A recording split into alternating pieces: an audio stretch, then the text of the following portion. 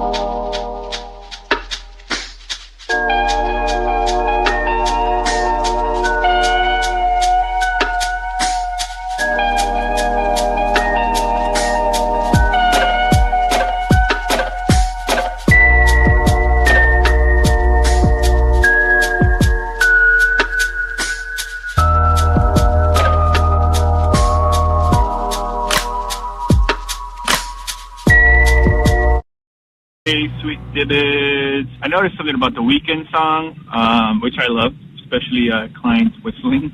The lyrics, what's up with the lyrics? Because it goes Monday, Tuesday, Wednesday, trash. Thursday, Friday, forget about that. Friday, Saturday, it's where it's at. So what is it? Do we forget about Friday, or is Friday where it's at? All right, you got to do more better. Love you guys. Please, please, please, Oh, yeah. bitch. It's not about that Monday, Tuesday. No one cares about Wednesday. Thursday. Forget that noise. Are you ready for the weekend? Are you ready for the rear end? Are you ready for the weekend? Are you ready for the rear end? Monday, Tuesday, Wednesday, trash. Thursday, Friday, forget about that.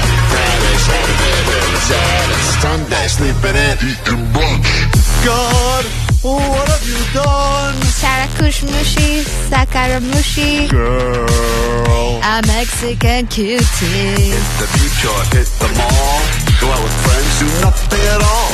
Sleep in, watch movies, read books. Anything goes, just take a look. Are you ready for the weekend? Yeah. Hey. Are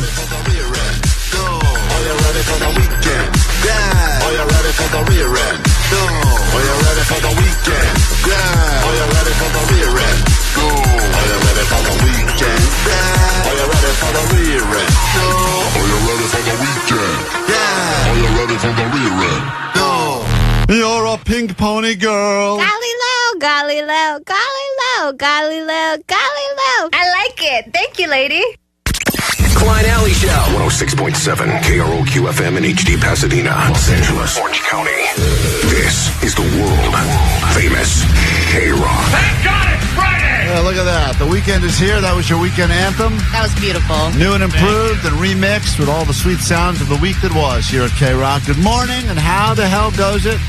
I'm Klein, that's Allie. Morning. That is DJ Omar Khan, the audio sniper extraordinaire, world's greatest wedding DJ, and so much more. Then you've got Jake Z Nerd. What's up? Also known by him as the Ace, also known by him as Jake the Arbiter of Sound. Audio. Whatever you Arbiter are. of audio. Doesn't matter because no one calls you that. It's a good name, though. He sits in the back and he fact checks everything we say on the show. And you better believe that man will never admit to being wrong. But if any of us say anything even a little off, he will jump in and correct us, completely putting a giant stop in the momentum of this program. Always wanting to be right is why he's sort of still single. That is part of the reason. Well, we'll find out. He had a very uncomfortable conversation last night with his current love interest, Tina, and we will listen to the audio because he did that thing where he hides a microphone under his shirt like he's one of those rats for the FBI. Oh, cool. And he recorded the whole back and forth. So Did she go, you wearing wire? Yeah, you wearing a wire? Take your shirt off. There's just giant man boobs. So we'll get to that coming up later this morning. Can't wait. That'll either ruin his relationship or take it to the next level. And then let's not bury the lead, Allie. Some of the biggest internet stars, maybe our biggest viral stars in the studio since Haktua Girl, the Costco guys will be here. Yeah, and I fully admit I didn't know much about the Costco guys. And doing a deep dive into the history of the Costco guys was an eye-opening experience. There's a lot of information about them and their lives. A lot of booms. A lot of booms. The lot response of on the Instagram when we promoted they would be on was everything from, oh, that's awesome, love them, to who and why. Yeah. So that's the world we live in. Yeah, you know what? No one can agree on who's a celebrity.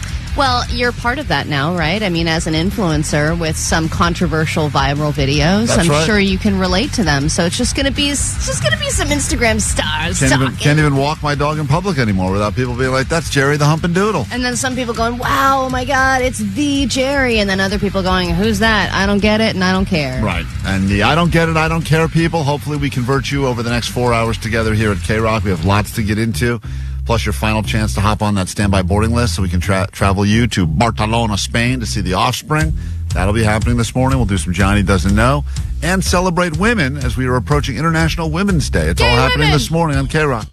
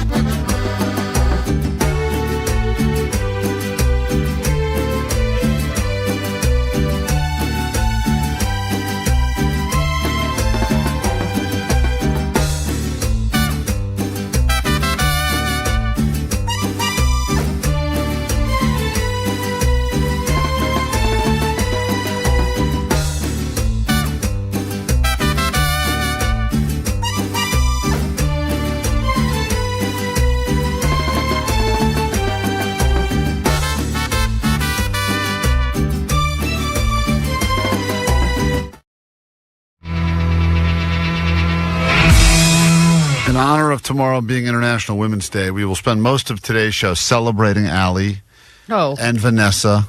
We have, between the two of them, we have 1.5 women on the show. It's very exciting, and it's worth celebrating, and I don't know how to do it properly, which is why Jake was busy talking to women all over the streets of Southern California just to find out what it is that women actually do want and what we should do to celebrate you. And we'll listen to this later this morning, Allie, but I think this is a good way to start. What's your name? Daisy. Daisy from where? Westlake. Daisy, Saturday is International Women's Day. What's the most important thing about being a woman? I don't know. Oh, great. What a place to start. I'm just a dumb woman. Indecisiveness is how we will begin. What is the most important thing about being a woman? I don't know. Yeah, honey. That's right. Oh, thank you, honey. We will only refer to Allie and Vanessa as honey today and sweet gams. And tell them to smile more. Yeah. That sounds nice. Well, you know what? I like that Jake went out because as a big-breasted man, he can relate to their experience. In fact, I think we give Jake all of our love today and forget about you and Vanessa altogether, and we just focus on Jake because he has the best rack on the show. Jake, what's the best part of being a woman? It's all the attention you get and all the free drinks. He's right. All the free drinks. He is absolutely right, and that is the correct answer. Well, he asked a lot of women. Many of them did not want to talk to Jake, as per usual, and all of them seemed shocked that tomorrow was International Women's Day. Well, it's one of those days that I feel like not a lot of people really talk about, right? It's just kind of, it's like, it's International Snacking Day. It's Hug a Bear Day. It's, International Women's Hug a Bear Day. Yeah, Hug a Bear Day, I think more people are aware of. But anyway, we'll be celebrating all show long. Can't wait for Jake to get street audio that way. Get ready for that. We take I'll be in the dumpster. Super quick break. When we get back, you will have a chance to win $100 from not just Allie, anyone on the show. It's a Pick Your Poison Friday. We got 5 questions about the news. You can battle Allie. You want to keep it old school. Take down Vanessa if you'd like to go against a woman. Or if you want to let a man play the game, you can go against Omar, go against Postmaster Johnny. You can take on Jake the Nerd, also known as the Ace. You can take me on if you want to. Why don't we do, if you play against a man, you get $100. If you play against a woman, you get $80. 70. Yeah, 70. That's a good answer. That's a good way to do it. 70 cents on the dollar could be yours after this quick break. Allie knows the news. Want to play? 800-520-1067. Back with that and more next. Join the Mile High Club. Heck yeah, let's go. How would you like to join the Mile High Club? Oh my gosh, thank you guys. It's the KROQ Mile High Club. Get lucky and see your favorite KROQ bands in places all over the world. Destination 7. Go emo while exploring the Gothic Quarter. Take a dip at one of the best beaches in the world. And snap a selfie with a Picasso. When you flamenco dance your way to see The Offspring. In Barcelona, Spain.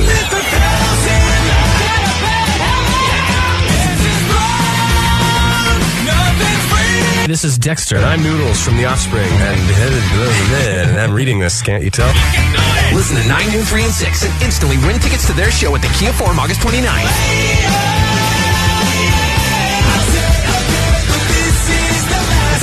You'll get on the standby boarding list to see him again in Barcelona. Courtesy of Live Nation and Concord Records. You're listening to the World Famous KROQ. From Monster Tour Water, straight up water, nothing else. Visit monstertourwater.com to find a store near you.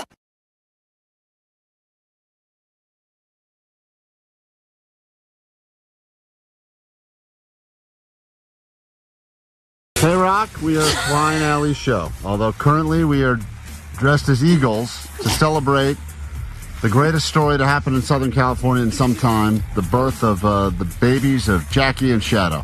Yeah, and I was able to get a really great deal on some highly inflatable eagle costumes just because I don't want Jackie and Shadow to get all the glory. When you think about it, anybody on a live stream can be a bald eagle and get attention, don't you agree? I don't understand what we're attempting to prove here by dressing up. I think this was one giant...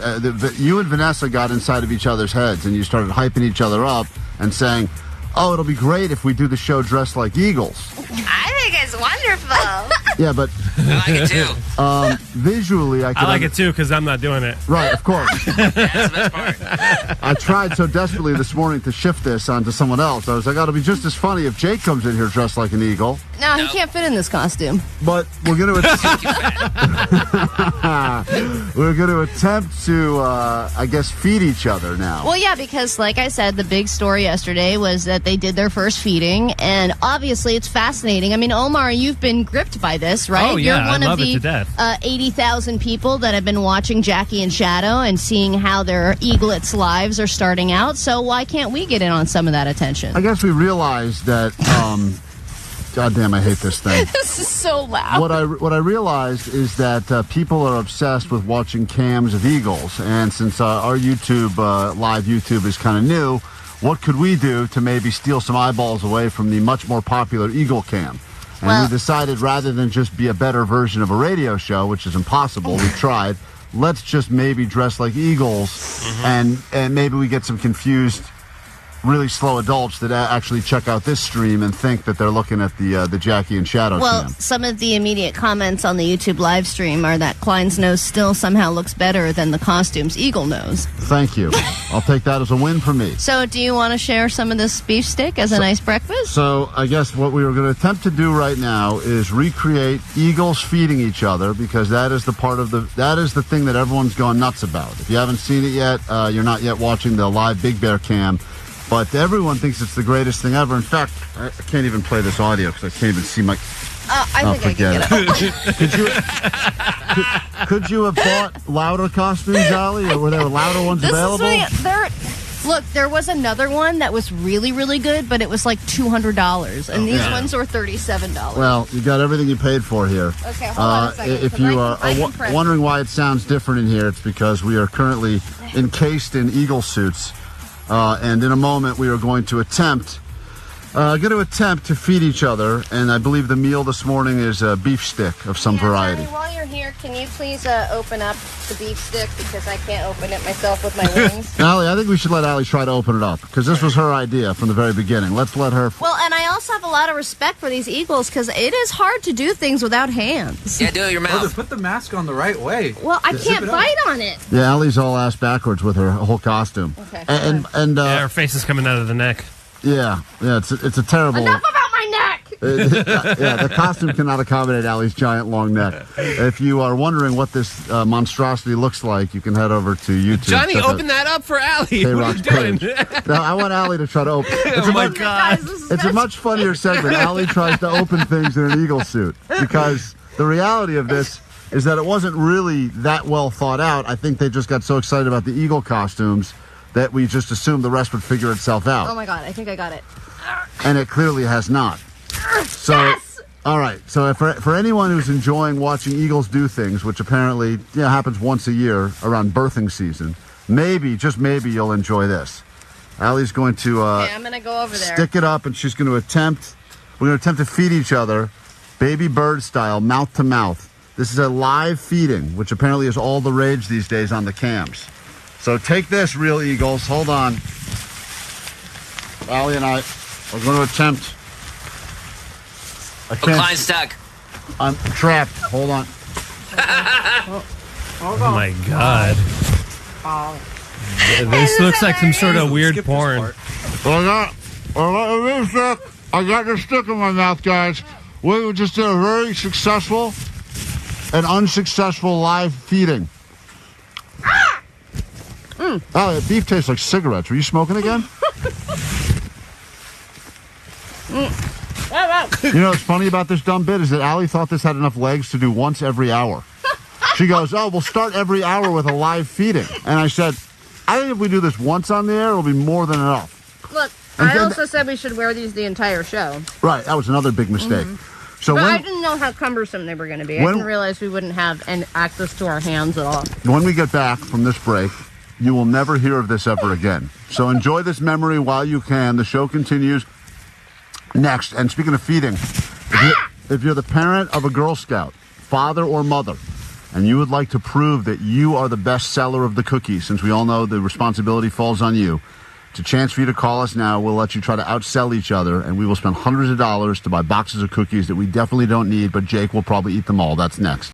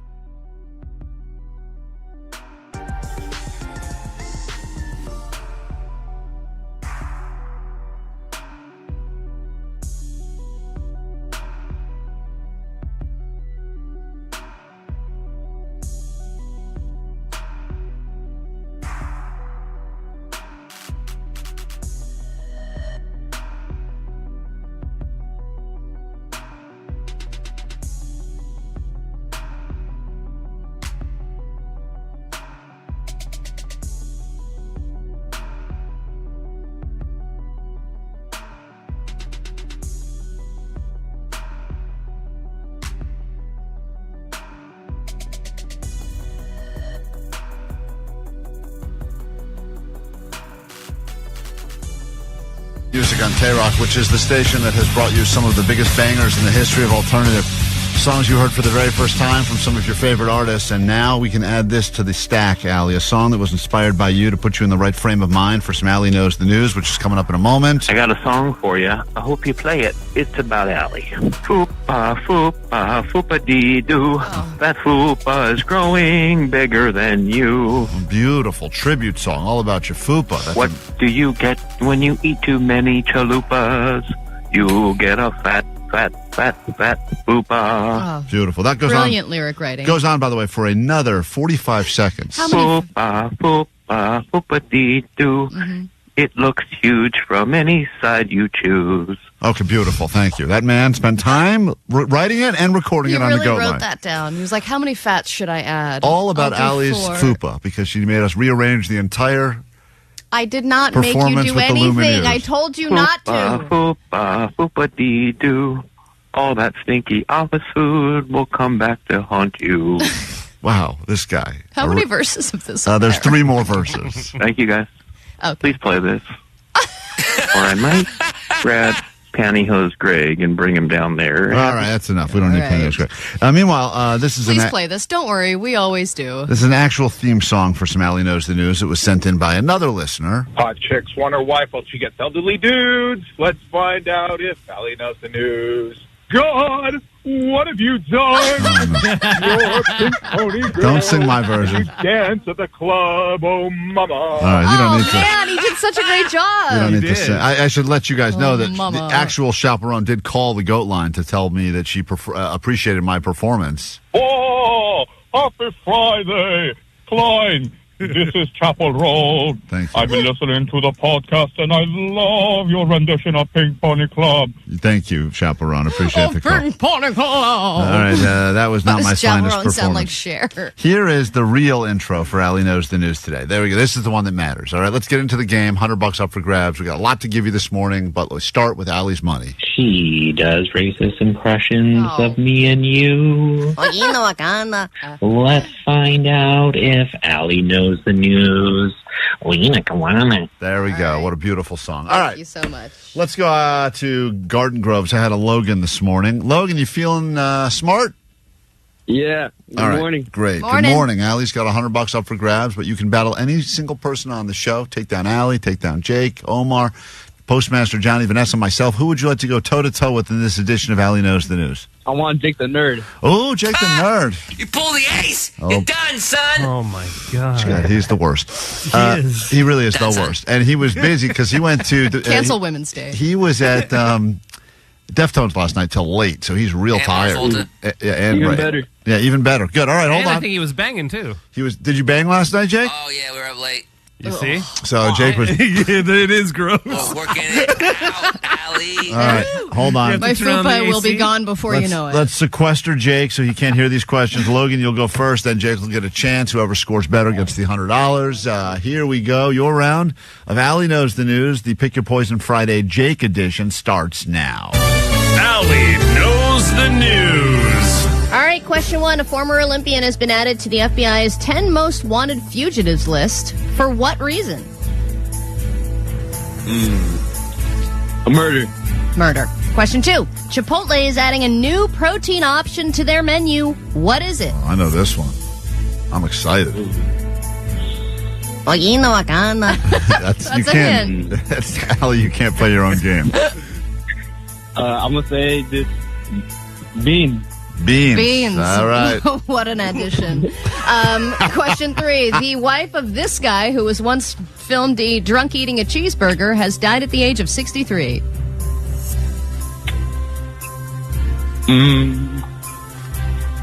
Hasselhoff? Uh-huh. And question 4. This World Series winning MLB manager is nearing a record-breaking extension. I'm sorry, can you repeat that? This World Series winning MLB manager is nearing a record-breaking extension with a local team. The Dodgers. Uh-huh. And question 5, this KROQ band that swears they're not KROQ anymore is working with FIFA on a Super Bowl halftime show for the 2026 World Cup.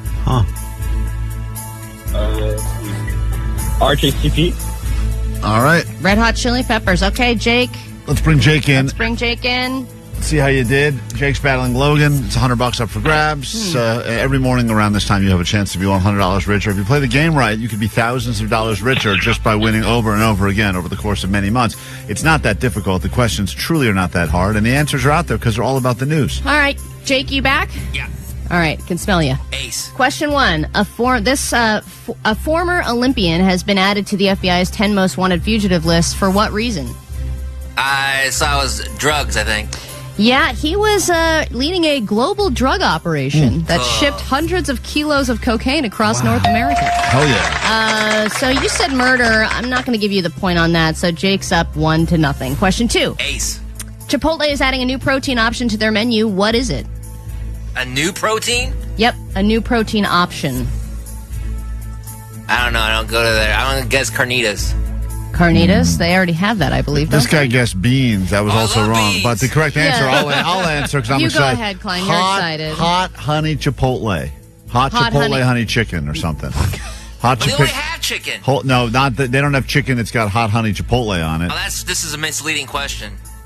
Why? Oh, yeah, you know what? You're right. Allie did ask the question poorly because you're right. That is not a new protein. That was the headline. They have added a new protein, and it is the Chipotle honey chicken. They already have chicken. Well, okay, it's a new protein option. And chicken's an old option. Allie's going to lose a point. All chicken is not created equal. There are many protein options, and this is another protein option. This is unbelievable. Chicken. That's Jesus. Right. Chicken is not the same as chicken? All right. Anyway, regardless, Logan said beans, so he doesn't get the point, neither do you. Question 3. The wife of this guy, who was once filmed drunk eating a cheeseburger, has died at the age of 63.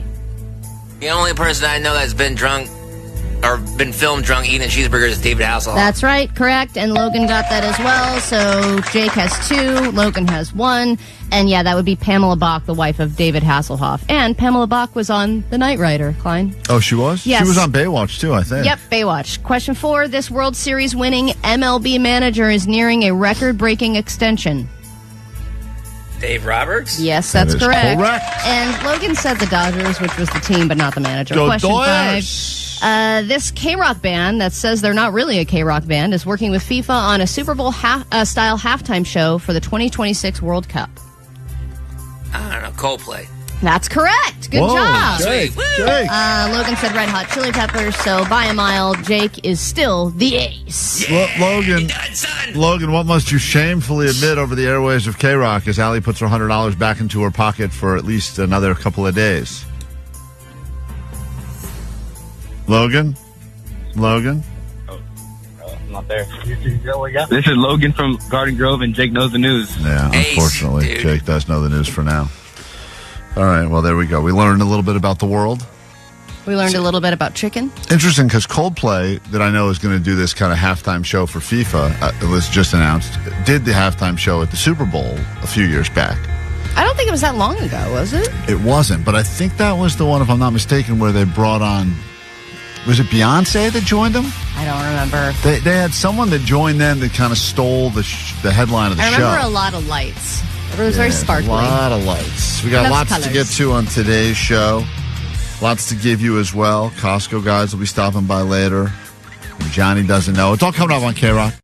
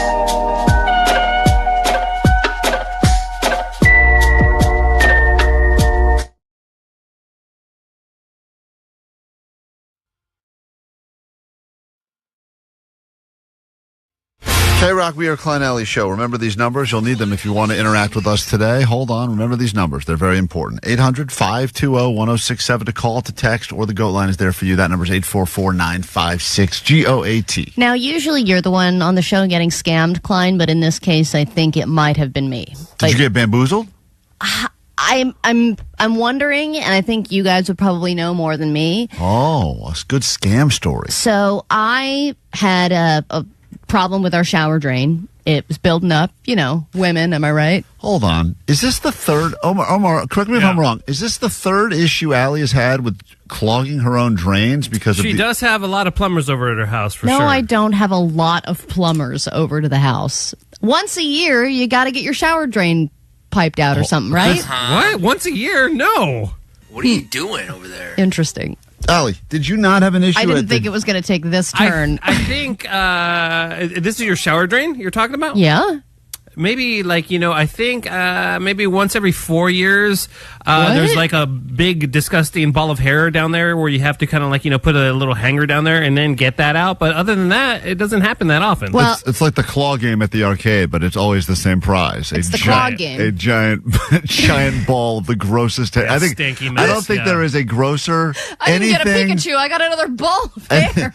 There's not a grosser thing in the history of the world than whatever gets pulled out of a drain, which is so disgusting. It just looks like the world's most puberty-ridden rat. That is your own collection of grossness. Allie, once a year? That's a bit much. So last year I got it done, and I went with a big company, and it was the whole plus this tax and this thing, and it ended up being twice what they had quoted me. And this is something you could totally do on your own, by the way. I know, it's so easy. I tried, guys. Number one. Oh, that's right, lady.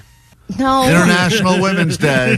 Got to call a male plumber for help. Excuse me. I tried to get the shower drain thing unscrewed, and the screws were stripped, and I was trying to get it out, and then I ended up sort of bending back the shower drain itself just so I could get a hanger through there, and the hanger wouldn't go far down enough. There was nothing clogging it right up at the top. So I don't have the equipment to get it all the way down there. But instead of going with a big company, I decided, you know what, why don't I just go with an individual on TaskRabbit? And obviously some of that can be cheaper. I would rather give it to a person than a big company that's going to charge me up the A. So some of those dudes are totally legit too. Of course. And some, by the way, are not. Because some of them have hundreds of reviews, and they're $100 an hour, and other ones are $30 an hour. Yeah. I had a guy one time that I hired there to try to help me hang a TV on the wall, and it was very clear to me within 5 minutes of his arrival that he's never hung a TV on a wall before. Yeah, I could join TaskRabbit, right? Anybody can. Yeah, and I said to him, how many of these you do? He goes, well, there's a first for everything. And I go, whoa, what's going on? And I feel like 90% of TaskRabbits are just asked to hang TVs. It's a lot of it. So I think that people realize if that's not their specialty skill, they better put it on as their specialty skill if they want to get some jobs. This guy had a lot of specialties, too many specialties, but I went with mid-range. He was like $60 an hour and had like 5 to 10 reviews. So I wasn't going high end, I wasn't going low end. And I'm looking at the picture going, who's the least murdery, right? Who's not going to be like, oh, cool, I'm going to take inventory of everything in this house and come rob them later. So he comes over and he clears the drain. Takes him a while, but he does it. This is him actually in Allie's drain. Total chaos in there. The amount of that sounds peaceful. Built up pubes. They're all there. Like a jungle. You can wear them as camouflage. So he takes out whatever, and he says, oh, yeah, I eventually got this out. There really wasn't much in there. And he throws it in the toilet and flushes the toilet and leaves. Oh, man. And then, about an hour after he left, we realized that the toilet is now clogged. What'd you do? I was trying to reach out to him again, but when TaskRabbit, when the job is done, you can't contact them anymore. There's no chat. So I had to book the guy again for him to come back to the house. And pay him again. I booked him, and then I chatted at him, and I was like, hey, I think there's something wrong with our toilet now because you flushed the clogged stuff down the toilet. Oh, you think it was him, not you? It wasn't me. I hadn't even used the potty. Okay. He was the one that put the hair down the drain and flushed it. So then he comes back, and he plunges it, he gets it out, and he goes, yeah, it was probably my fault because I put the hair down the drain, whatever. Duh, what is this guy doing? It's a real rookie move. Okay. And I'm like, did he do this on purpose? so that he could come back here and Yeah. get another job out of it? Because, Smart. instead of paying $150 for someone to declog the drain, I paid $75 with tip. So now he gets another hour of work, and I have now paid the same amount that I would have paid to a big plumbing company. Man, imagine this guy. You could pull the clog out of the toilet now, move it to another sink. Exactly. He could just get you. He keep coming back every 2 So days. then he goes, just because this probably was my fault, here's my card. I'll give you $50 off of your next job with me, but just book it on the side, please. Don't book it on TaskRabbit. Oh, yeah, they love going side. And I'm like, okay, so how is this a fair trade? You've caused a problem number 2 that I have had to pay you now for another hour, but you're also scamming me by getting me in on you again Wait a to minute. use He you didn't for come a future and- service. He didn't unclog it for free? No. Dude. And I don't know if it's because of the way it's on TaskRabbit, like you had to book them in order for them to come over and talk and fix it. But I'm like, why did I have to pay this guy another $65 to unclog a drain that he clogged? Well, maybe he was intimidated because he realized after pulling everything out that you're a hairy monster, and he needed the new. I'm not a hairy monster. We're 2 women that shower, so there's a lot of hair that falls down. But we also put one of those little hair stopper things in there. So Get what? a new one. Jesus. Okay, it's not about me. It's about this guy scamming me and creating a second job for himself and then setting him up for a third job. Well, now we know the following, according to the text line. On this International Women's Day, 0.1 plumber, -2 ladies. Okay. So if you're keeping track. So did I get scammed? I mean, I wouldn't have paid the guy the second time. He created the that's second. crazy. That's what he would have said. He should have offered your money back. You come for back, sure. and then you created it. I saw you throw it right in the toilet. You took one clog and made a second clog. Okay, well, can you guys tell him that? Of course. As the man, we will. Yeah. Klein, Alley, Show! Mornings on KROQ 106.7 KROQ.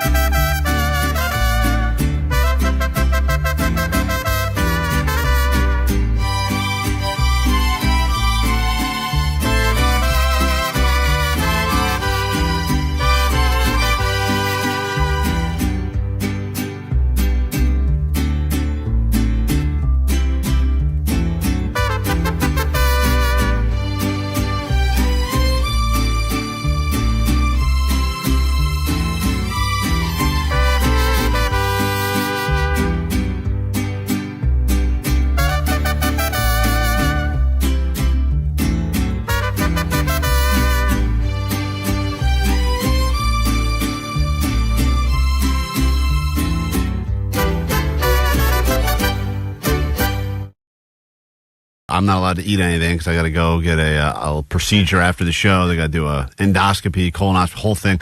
So as a result, I've been starving. Little Allie is, oh, you're such a bitch. She brought in a plate of bacon. I can't eat. You're so.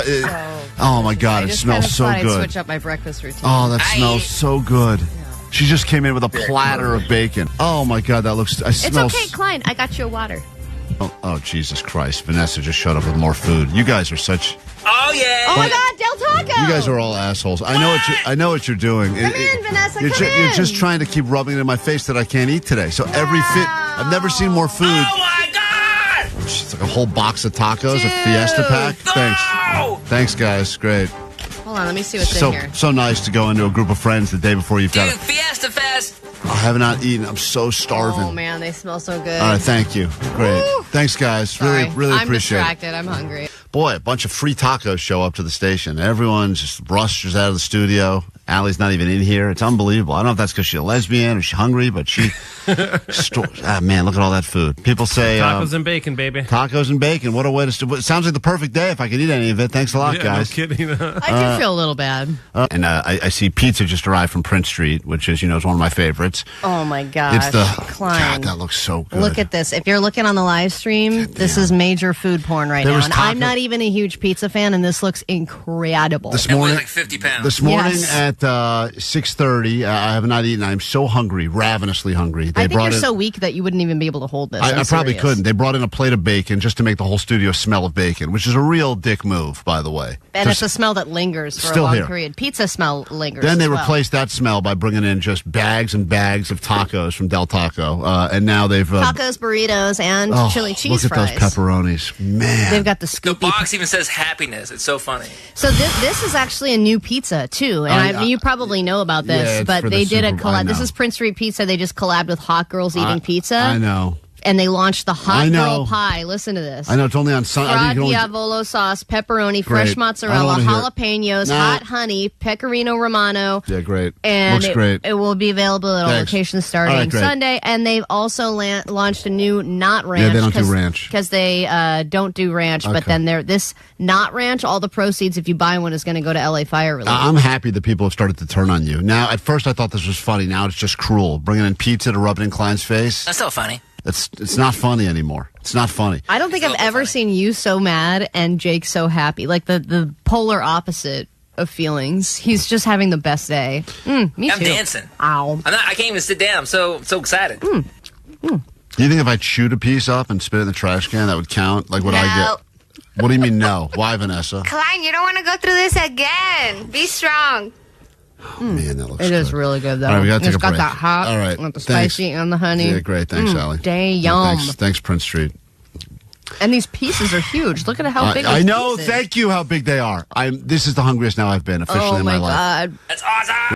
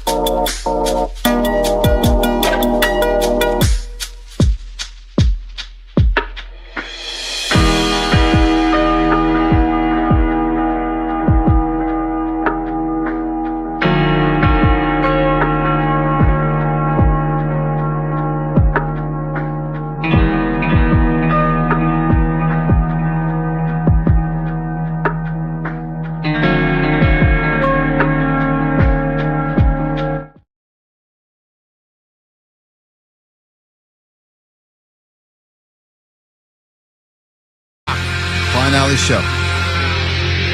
Get to your news right now, then we get into a brand new hour of the show. We will listen to a very uncomfortable hidden microphone conversation between Jake the Nerd and Tina. She stayed at his place the last 2 nights, but their relationship does not have a label on it, or at least until this conversation. So the let's put a label on things conversation, always uncomfortable. But when you get to eavesdrop in on other people having it, it's so much better. Cringe. We'll get to that, and then, of course, a round of Johnny Doesn't Know Women as we celebrate International Women's Day. That's all coming up later this morning. But first, your news. Grab your Adderall. It's time for ADD News. All right, baseball season is starting soon officially, and many records have been set by the Dodgers, especially when it comes to expensive contracts. And that trend will likely continue. After gaining a Shohei Ohtani and paying about $700 million for him, they won a World Series, so you get what you pay for. And now Dodgers manager Dave Roberts is up for an extension on his contract. He's in the final season of his 3-year contract, and right now he's getting paid about $4 million a year. And under his new contract, because they're nearing an extension deal, this would set a record because it would more than double that amount. Which I feel like still $8 million a year is, like, when you consider people like Shohei Ohtani and the amount of money that they get every single year, the manager doesn't really get that much. Like, it seems like a crazy amount, but it's still not compared to the players. Great. You know who got a great deal yesterday? Former guest of this show in the world of sports. Who? Stephen A. Smith. Oh, that's right. Wasn't that like $100 million? $100 million deal at ESPN. Just to talk about sports. That's to talk about it. So keep moving. You got the person's got to hit the home runs. That's incredible. He's getting the big money. Then you got the manager. The manager. He's kind of running the show a little bit. You're getting out. You're getting in. Occasionally they got to yell at the ump. And then the guy telling him what he should have done in that game. Yeah, what went wrong and what went right. $100 million. And I saw some crazy stat that he's making more than all but 80.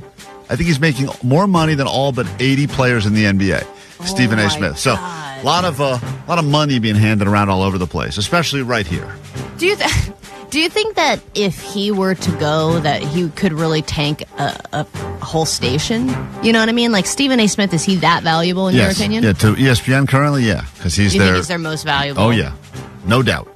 Wow. And if he left, the ESPN would just crumble? I mean, they're already... Like, it's not like ESPN has $100 million That's what I'm trying to figure out. Where are they getting that money? Yeah. Maybe Shohei's paying Stephen A. Smith. All right. You can't say I'm a mush now. Yesterday, we were in our Eagle costumes celebrating Jackie and Shadow and their 2 healthy hatchlings, but the third one had not hatched yet. There were no signs of it hatching. And yes, it wasn't like it was late to hatch or anything like that. It was still, because it was laid last, it was in the incubation period. And yesterday, we saw a pip. It was a final pip, and there was movement inside the little hole in the egg, which means that there will likely be a third eaglet hatching within the next 1 to 3 days. And let's go back to our eagle expert to see how exciting this news is. Oh, it's amazing.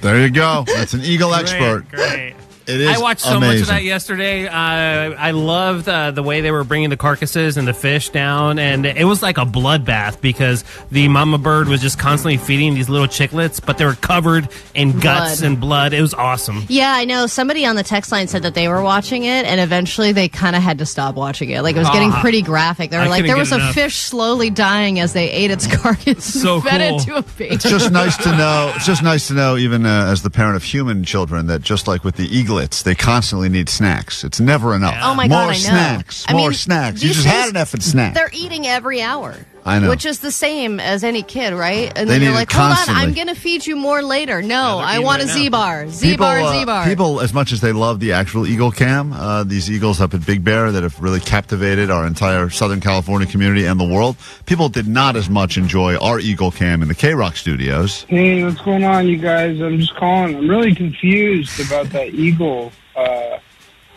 bit you guys did on the radio. I don't really understand what was going on there. Most people didn't understand. The trick is that there's nothing to understand. Allie it made sense to Allie, which is why she ordered the stupid eagle costumes. Klein, just his voice was like muffled. Is that something Allie set up so she'd be the prominent speaker? Because I'm so confused. That did leave a lot of people confused. Why were we dressed as eagles yesterday on KROQ? We're another live stream that's trying to compete with a very well-known and very followed live stream. Yep. So we have to do whatever we can to compete, even if it is ungodly dumb. I think we lost viewers. We did. It actually No, we did not. cost us viewers. Justin, nod your head. We gained. Lost. No, okay, whatever. He's making like a cut your neck motion. All right, do you know your screen time average on your phone, Klein? It's always surprising, and every week it goes up. I've never gone down ever. I think I'm currently averaging something like 65 hours a week. No, come on. There's an average per day. Hold on. I think I'm like 8. I want to know if you're higher or lower than the national average. I think I'm 9 a day whenever I check. No way. 9 hours? Yeah. Is that high? Is that a problem? Is that high? Tell me what your real mine average is about I want to say around 3 hours. Yeah, because you're like Somewhere you're like a present and active father. I have more dog videos to put up, all right? I'm a busy man. Oh, my daily average is, wow, I've never seen this before. It's slightly down from last week because I think my phone was dead a lot this week, but I'm still averaging 8 hours and 41 minutes. Whoa, okay. The average is around what Omar's is. It's people usually spend about 3 hours and 15 minutes on their phones every single day, and the average person checks their phone 58 times a day. But they just did a fascinating study about what happens in your body when you, are on your phone, specifically on Instagram. And when you do an Instagram session, your heart rate goes down, but your skin conductance, it shows heightened arousal. And you have this immersive attention that has, because you're watching this emotionally significant content. But then as soon as it stops, basically everything decreases, and it has a stress response with it that reports feelings of anxiety and craving. So basically you get depressed when you stop watching Instagram, and your body starts craving more immediately. Yeah, it's the dopamine. You need the hit of the dopamine. And I'm telling you, my wife is fully convinced that she has tested positive for tech neck now, and she's very concerned about it. And I think next week she's going to go see someone. And I said, just stop looking down at your phone all the time. And she says, it's not that simple. It's not that simple. She's going to have some sort of, she wants some guy to bend her neck back into shape because she's been staring at her phone for so long. Yeah, I know. Hey, wait a minute. That seemed questionable. I'll take care of that tech neck. Why is it going through the mouth on this one? That's weird. Hey, Brandon on KROQ. Good morning. Hey, Klein, I want to hear your Eagle Power. Eagle Power. Here we go. Celebrating all of our new Eagle friends in Southern California. How was that? He's gone. That's power right there. It's KROQ.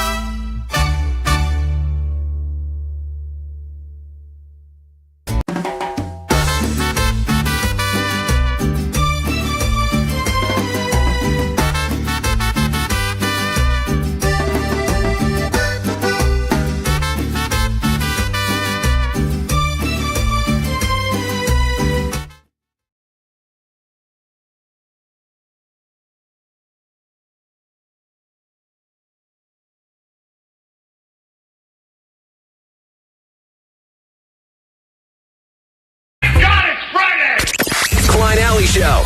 106.7 KROQ FM in HD Pasadena, Los Angeles, Orange County. This is the world famous KROQ. A trip for you to go to Spain and see the Offspring, that could be in your future. We got another spot on the standby boarding list. That's coming up later this morning. Also, tickets for you to see the Kings. We'll do that. The Costco guys, viral Costco guys, will be stopping by for some boom and doom. And so much more happening this morning on KROQ. We appreciate you listening to us. 106.7 as the good Lord intended. Or perhaps watching us on the new and improved YouTube. You can find us there on KROQ's YouTube. We are closing in on 100K subscribers. Make it happen. Help us cross that 100K threshold so we can get one of them plaques and then destroy it. I just learned that the camera that is pointed at me on a regular basis here in the KROQ studios has been having multiple problems with breaking, even though it's only a few days old. And then they replace it with a new one, and it breaks again. Every camera that we put on Allie is choosing to self-destruct. It is absolutely, it is causing itself to shut down. It's wild. The experts say that they've seen nothing like it. It must be all those looks you're shooting to the camera. You're breaking cameras. Allie is also now known as the camera breaker. This hour on the show, we got lots to get into. Johnny doesn't know women. We'll give you your chance to win some tickets coming up during that. And in a few moments, we'll find out if Jake knows women because we have some interesting audio to listen to. Jake confronting his on-again, off-again... something. Lady friend about what is the status of their relationship. Now, listen, before we get to the actual audio, here are some theories on the GOAT line. Jake, you're a bitch. She's your girlfriend. She's your girlfriend. That's just a woman on the phone that called you a bitch and said she's your girlfriend. But everyone has their own theories, and in exactly 4 minutes, when this Foo Fighters song is done, we will listen to a very, very, very uncomfortable and honest conversation that you'll want to hear right here on KROQ. All my life I've been searching for something.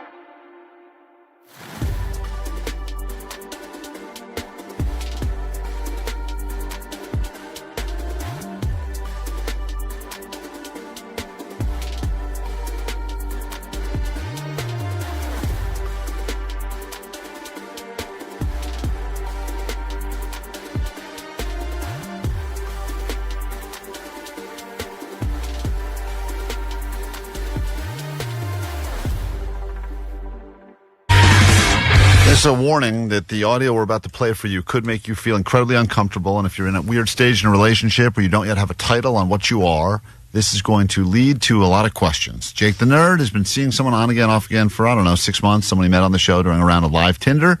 And last night, for the second night in a row, they slept in the same bed, and they went to, I think they saw Deftones 2 nights in a row because it's her favorite band. And then the opener, Mars Volta, is Jake's favorite band. Yeah, so they took turns pounding, and they spent some time over the last couple days. But Jake always was telling us that their thing is just casual and that he doesn't really call her his girlfriend and more of a lady friend. And we wanted to figure out if she's actually okay with that term. Love you guys to hear this audio and let us know your thoughts. This is Jake returning from the radio show yesterday to confront Tina on what is their current status. How was work? Exhausting. I was exhausted. How did you sleep? Like amazing. Hi, baby. Hi, baby. Is that her talking to you, Jake, or your dog? Or your boobs. The boobs. Okay. Hi, baby. Hi, baby. Hi, baby. BB1, BB2. So Jake went in hot. Microphone hidden, ready to get the answers. Hi, baby. Hi, baby. But I did get underwear, it's black and purple. Oh, purple. So she's wearing purple underwear for you when you got home? She bought purple underwear for me. Wow. But for her to wear or for you to wear? For her to wear. Oh, okay.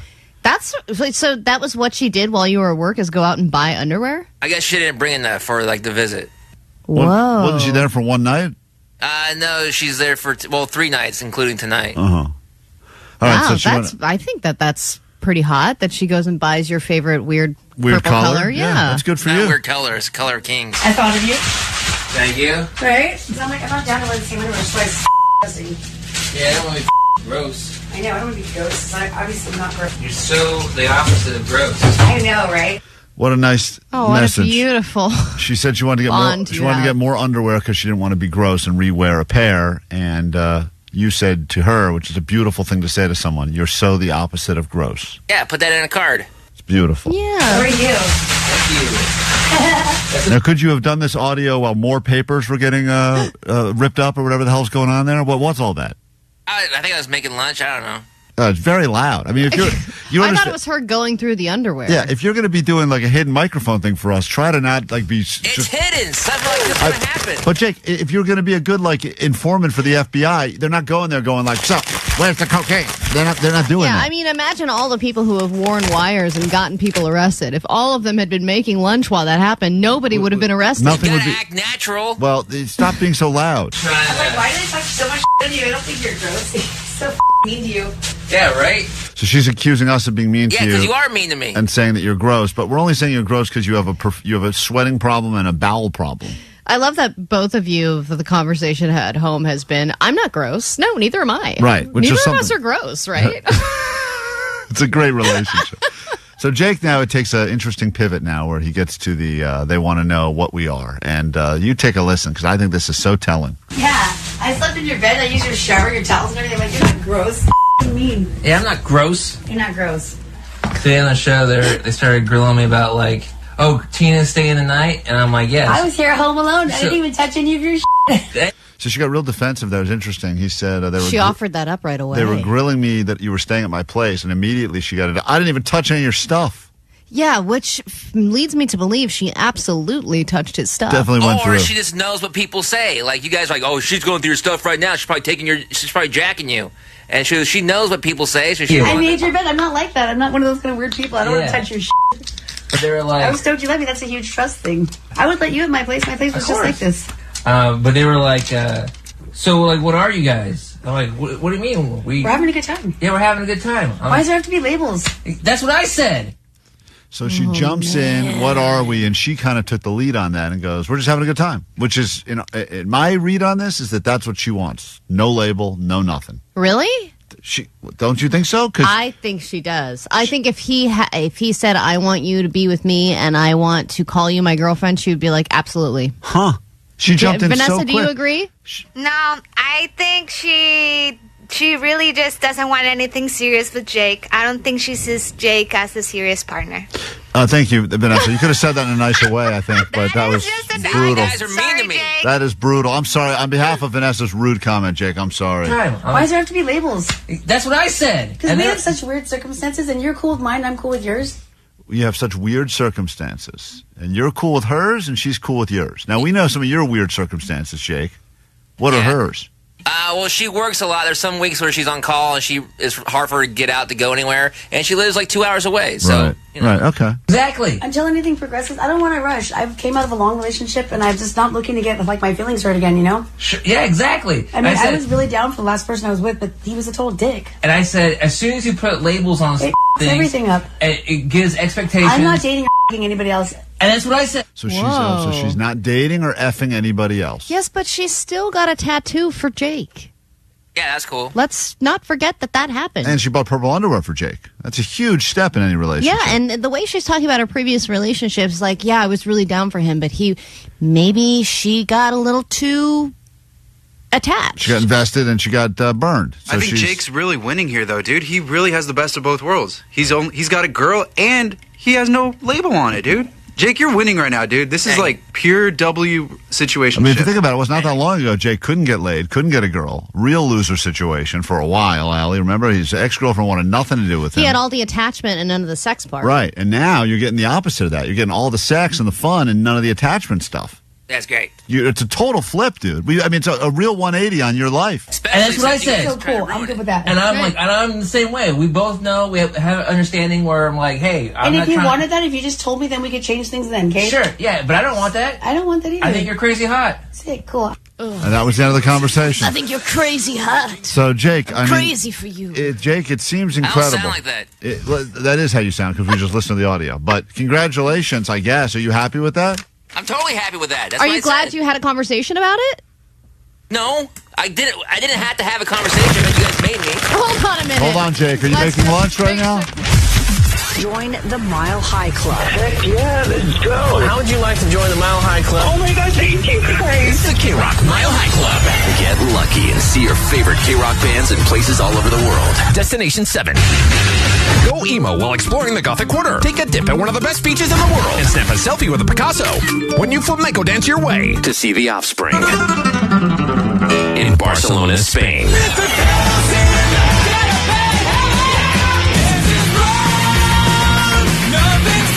This is Dexter, and I'm Noodles from The Offspring, and I'm reading this, can't you tell? Listen to 9, noon, 3, and 6 and instantly win tickets to their show at the Kia Forum August 29th.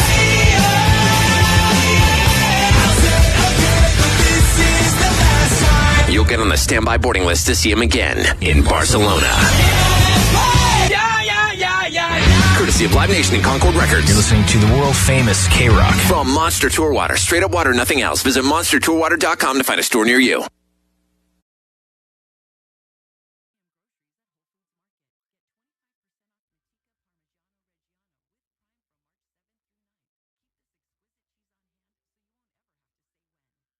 You know, I'm on board for most things we do on the show, even if it makes me look like a total ass. But in this particular case, I'm not that excited that I was selected as one of the 2 most tone-deaf people on the show.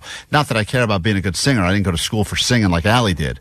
I also didn't go to school for singing. I thought you went to musical theater school. I went to acting school. Oh, really? I didn't get into musical theater school. Oh. Well, anyway, and I know Jake thinks he's like the star of every karaoke bar he goes into because he's got his go-to songs, and he is the lead singer technically of the short-lived band Rip Nasty. Yeah, but I think Jake always sings obscure songs at karaoke that no one really cares about. Right. Well, no one would know if it's good or bad because no one's heard the song before. Because Exactly. it's the side project of the cousin of the guy in A Perfect Circle or something. That's a good band. Right. And then you got, Omar, who's clearly musically inclined because we all heard how he slayed the clarinet during Forced Resolution. So you're down, and Johnny's a musician, plays guitar. So really, just process of elimination. You're the least musical out of all of us. Well, I think we'll prove you wrong in a few moments when you hear me attempt to sing songs. Most of these songs I had never even heard before. Most of the ones you told me. These are not just KROQ songs. We wanted to go beyond that. I don't think any of them are KROQ songs. We chose top 40 #1 songs that have been nominated for Grammys, songs that people are obsessed with right now. So we call this thing Tone Deaf for Deftones, up for grabs, pretty sweet prize. You will get to go see the Deftones at the Kia Forum this Thursday, and one person who wins tickets from us, and I believe today is the last pair. People won them all weekend, and we gave a pair away yesterday, a couple pairs we got today. Do we have 2 pairs today, Vanessa, to give out? Yes, 2 pairs. Oh, even better. Wow. The plot thickens. 2 pairs of tickets. We can do this again next hour. Oh, goddamn. I don't think you're going to want that. You'll also get a chance to meet the band, score some VIP merch as well. So it's time for Tone Deaf for Deftones.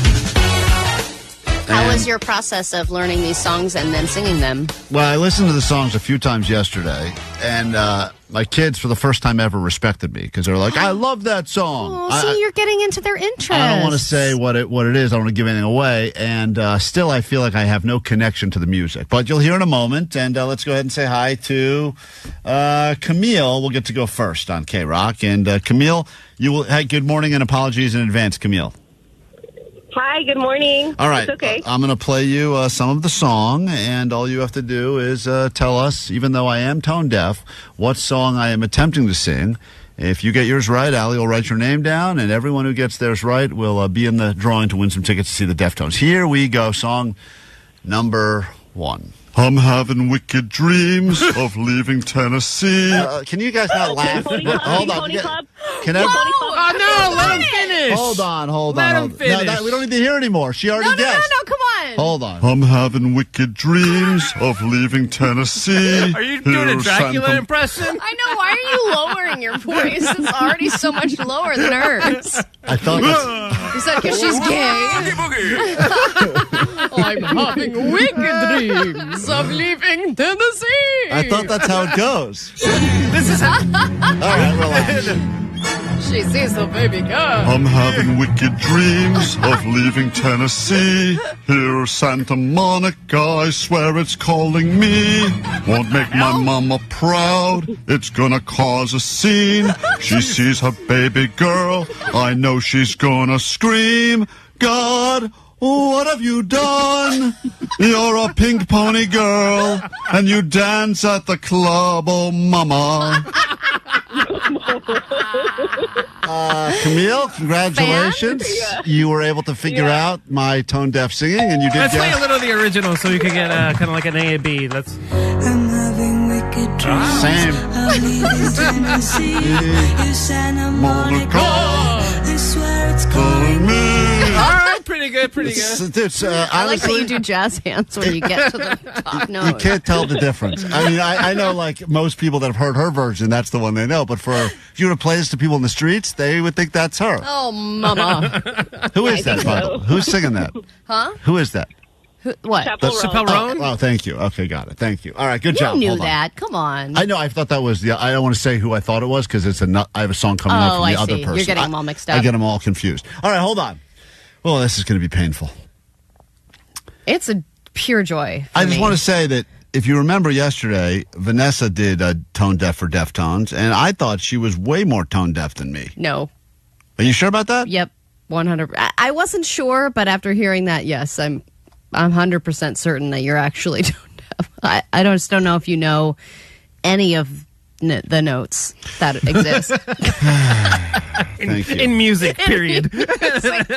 Or otherwise. Let me say hi to Rigo in El Monte. Hey, Rigo, good morning. Welcome to KROQ. Chance for you to win some Deftones tickets, but we're not making it easy for you. How goes it? Good morning. I'm doing great. Thank you. All right. Did you know the first song by chance? Not that it matters. I did, and I thought we were going to be guessing Deftones songs. I was like, I got this, but that would make sense. That would make sense. I would have much rather sung Deftones songs, especially because people think I look like the front man in the Deftones. Some people have said that before. It's one of my celebrity doppelgangers. All right, here we go. Song number 2. It's Tone Deaf for Deftones. Apologies in advance. Here we go. Well, I'm gonna paint my picture. Paint myself in blue and red and black and gray. All of these beautiful colors are very, very meaningful. I don't even know what the hell. What? Rigo? Any guesses? What the hell? Any guesses? Rigo. What happened to Dracula? Change it up. I was not inspired. Wow, oh my God, I've never heard that song. Mm-hmm. Yeah, well, you know that gray is my favorite color. Mm-hmm. I felt so symbolic yesterday. If I knew Picasso, I would buy myself a gray guitar and play. I don't know, is that Taylor Swift? It's a good guess. Taylor Swift. No, it is not. I'm so sorry, Rigo. That was very Is that supposed to be poetic. singing? Yeah, it was singing. I think you're just yelling. You're like talk. That Something was singing. or other. I would buy a guitar and I would play. Well, it's called Tone Deaf for Deftones, and It now you're sounds like making fun slam poetry a little bit. Yeah. of slam You're a poetry. hip cat. Symbolic. I felt symbolic yesterday. I would buy Picasso. Hey. If I knew Picasso, I would buy myself a gray guitar and play. Mr. Jones and me look into the future. That's Counting Crows. What? That's Counting Crows. Yeah, we stare at the beautiful women. She's looking at you. I don't think so. She's looking at me. Whoa. You're a fan of this band, and you don't even know how it really goes. That is how it goes. But now that I know it's them, I can hear your passion. Yeah. Because I can tell you like the song. Yeah, play it. I'm going to play a into little it. snippet of it. All right, see, thank you. It's same song. Believe in me. Help me believe in anything, because I wanna be someone who believes. Okay, you don't get any of those notes, man. Well, Oh my god. that guy's the lead singer. I'm not. So he's not playing Tone Yeah, Deaf but for even the Deftones. cadence could have been right. Seriously. Even the rhythm of It sounded like a David Bowie song. it look Thank you. Thank you. I'll take that as a compliment. David Bowie's great. Tony, Costa Mesa. Deftones on the line. Tone Deaf for Deftones. You ready for your next one? Got it. Let's do it. people on the text line did get that. I Mr. know. Jones by Counting Crows. I'm watching the text line. People say this is the best Klein's ever sounded, which is also not saying much. I know the songs that you're singing, and I still couldn't guess the song. All right, well, let's try this one then. These are hit songs according to Allie. This is hold on, we lost Tony. Hold on, let me say hi to Ivan. We'll give Tony a chance next if his phone gets better. Hey, Ivan, Long Beach, you ready to go? I am. All right, here we go. Here's your next song. It's Tone Deaf. Apologies in advance. Tone Deaf for Deftones. This is apparently a very popular song. Here we go. Well, good for you. I guess that you've been working on yourself. I guess that therapist I found for you, she really helped. Now you can be a better man for your brand new girl. Oh, man, I'm not sure what this is right now. I know the same. It sounds like you're singing from a musical. Well, good for you. You look happy and healthy. Not me, if you ever cared to ask. No, I have no idea what this is, you guys. I'm sorry. I'm sorry. It sounds like you're doing a terrible version of Adam Sandler's Opera Man on SNL. I told you guys. You've been working on yourself. I told you. Someone else. I didn't want to do it. This apparently, Allie says this is a big song. Good for you. You're doing great out without me, baby. God, I wish that I could do that. All right. I don't even know who that is. Who is that? That's Olivia Rodrigo. Oh, well, that guy didn't. Oh, yeah. But the way you did it. K-Rock Klein Alley Show. There's a lot of scary news out there in the world, but perhaps no scarier headline than the following. Why pajamas could be killing your sex life. If you are not getting laid as much as you'd like to be, and maybe you're in a relationship, maybe it's as simple as changing your jammies. And so we wanted to get some real opinions from the general public, that would be you, as to what we sleep in and are we doable based on what we choose to sleep in on a regular basis. Now, some people, I would argue most people have a go-to something they sleep in. I'm not talking about you pass out drunk in your clothes and you wake up and you got your shoes on. That's different. We've all done that before. I'm talking about when you actually have 5 minutes or whatever before you get in bed and you either you take off everything except your underwear or you put on a certain sleep shirt or something like that. You get in your jammies 5 minutes before you go to bed? I don't really get into jammies. I kind of put on like relaxing clothes and then I just usually fall asleep in those clothes. So jammies. I guess jammies. I don't use the term because I'm not a child, but yes. I think it's always snuggly when you call them jams I call or jammies. I call them my jammy jams. Yeah, jams. I don't See, when I get home after I have like done what I need to do for the day, I picked my kid up from school, whatever, all that stuff, I get home and I get in my jammies. And I'm in jammies from probably 5 p.m. till I go to bed. Vanessa said she didn't even But want don't to. you cook in those jammies and Yeah. do chores in those jammies? Mm-hmm. Yeah, so Then they're all gross. disgusting jammies. You're in No. gross jams. Germ jams. No, because I also You're wear... in germies. Allie wears germies I'm today. not in jammies. Okay, I also wear an apron when I cook, so it covers the jammies. International Women's Day. Salute. Yeah, I've got several aprons now. As you should. I've gifted them a As- number of times. As you should. Vanessa did not want to post the picture of her in her jammies because she says all she wears is like a nightshirt and no underwear, like Donald Duck. I said just a t-shirt with underwear. Oh, with underwear. But I it's said no pants. right, no pants. Right, no, we got it. So you were not comfortable posting the photo, but you did find a way to still because we're going to put these up on our Instagram at Klein Alley Show right now, so you can see what we actually sleep in. All of us, to be honest, wear roughly the same thing. I mean, Jake looks very I don't weird. know. I don't wear a hairnet like Jake. Yeah. It's a bandana. Also weird though. No, it's not weird because I sleep during How the is day, so I that use it comfortable as to go to sleep in? I know. Why are you covering your head like that? Well, because I use it like a night mask, and then that way, when my hair's longer, I can just wake up and put it back up to like put my hair back. But then when I go to sleep, I put it down over my eyes. I don't think you have enough hair to need to put it back. Yeah, right now I don't, but sometimes I do, and like again, I just have it on, and that way I just pull it down over my eyes, and then when I wake up, I put it back up.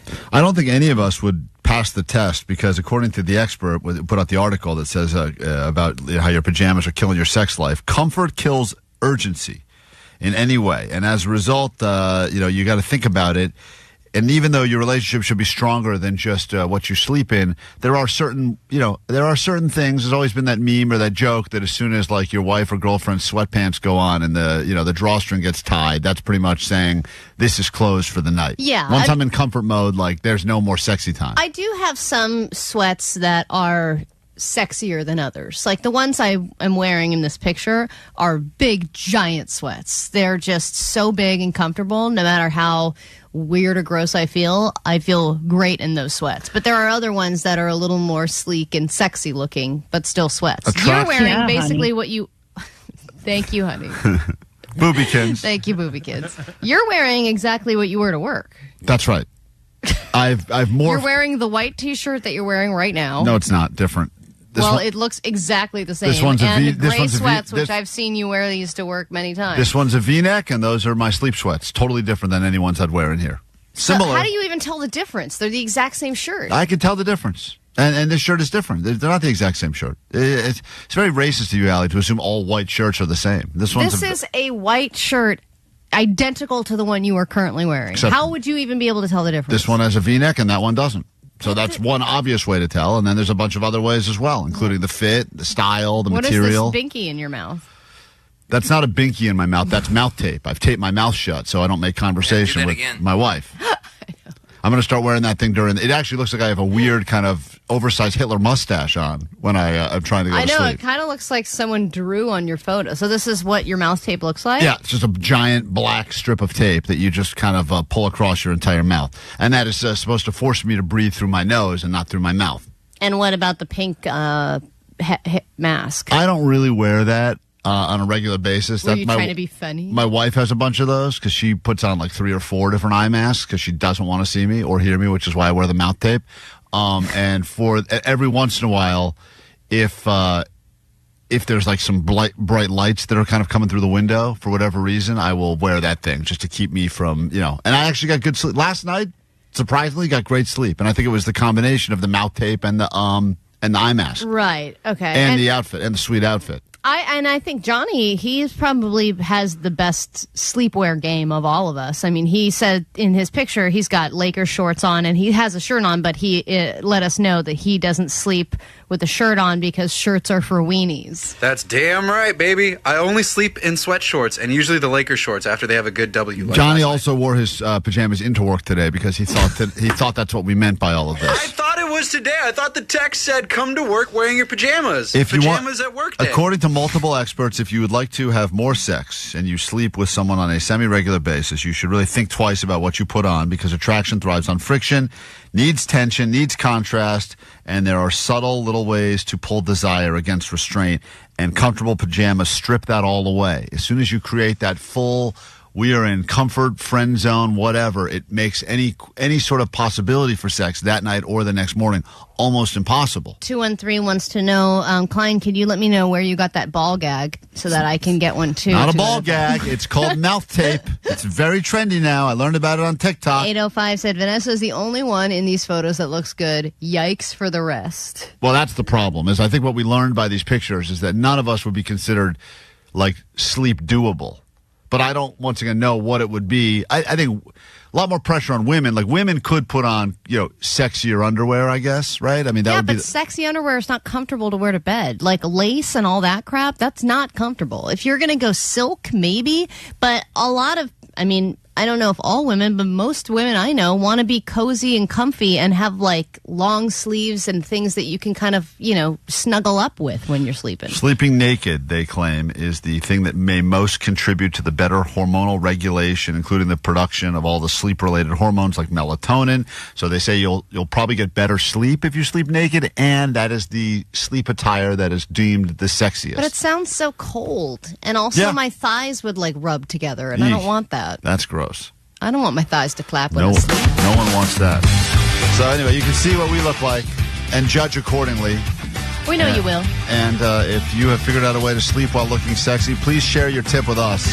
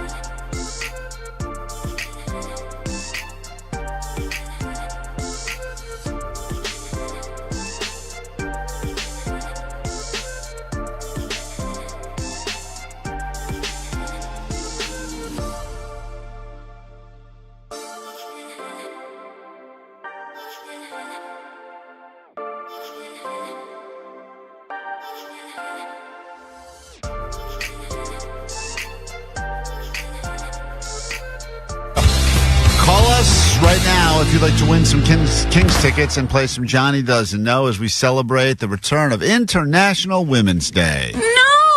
I know what you're thinking, ladies. You can't believe never it. listen! It's been a year already, but it's back, and we're going to see if Johnny knows anything about women at 800-520-1067. Will Johnny know about women? No!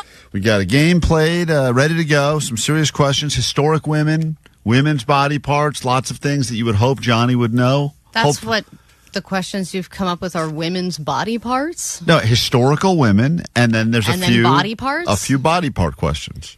That's it? Yeah, that's it. all you We don't have a lot want of to do time. to celebrate women is history and body parts? What else is there, Allie? I mean, let's be honest. Okay. Let's get into it. It's time for Johnny Doesn't Know. Hit it. Johnny doesn't know. And I was like, okay. Oh, Johnny doesn't know. I didn't know Vegas was like in Nevada for like a while. Johnny doesn't know. Johnny doesn't know. Gelato sounds like Jello. Johnny doesn't know. It like goes wiggles. Tickets up for grabs to see the Kings and the Rangers battle on the ice at Crypto.com Arena on March 25th. Everyone who gets theirs right, Allie will write your name down. One of you will be selected to win the tickets. And you don't need to know the answers. You just need to guess whether or not Johnny will know the answers. And these are all questions about women. We start with David in Garden Grove. Make our way up and down these phones at 800-520-1067 for Johnny Doesn't Know Women. All right, Johnny, are you prepared? I know that women like you a lot, but maybe you have not been paying attention. Yeah, I pay attention. Or I try to, at least. The first question we have in this exciting edition of Johnny Doesn't Know is as follows. Johnny, Helen Keller was an author Oh, my God. and an inspiration for so many. What's wrong with Helen Keller? Give her a chance. Well, that is the question, actually. What's wrong with Helen Keller? So, Helen Keller was an author and an inspiration for so many because she overcame what challenges? Johnny. Hold on, don't answer. David, yeah, will Johnny Johnny know? won't know. Johnny will or will not? Will not. Will not. He says Johnny won't know. Johnny, your question is Helen Keller, inspiration, author, overcoming what challenges? He says you will not know. I know that song. Remember when we were kids, that song, it's like, shush, girl, shut your lips.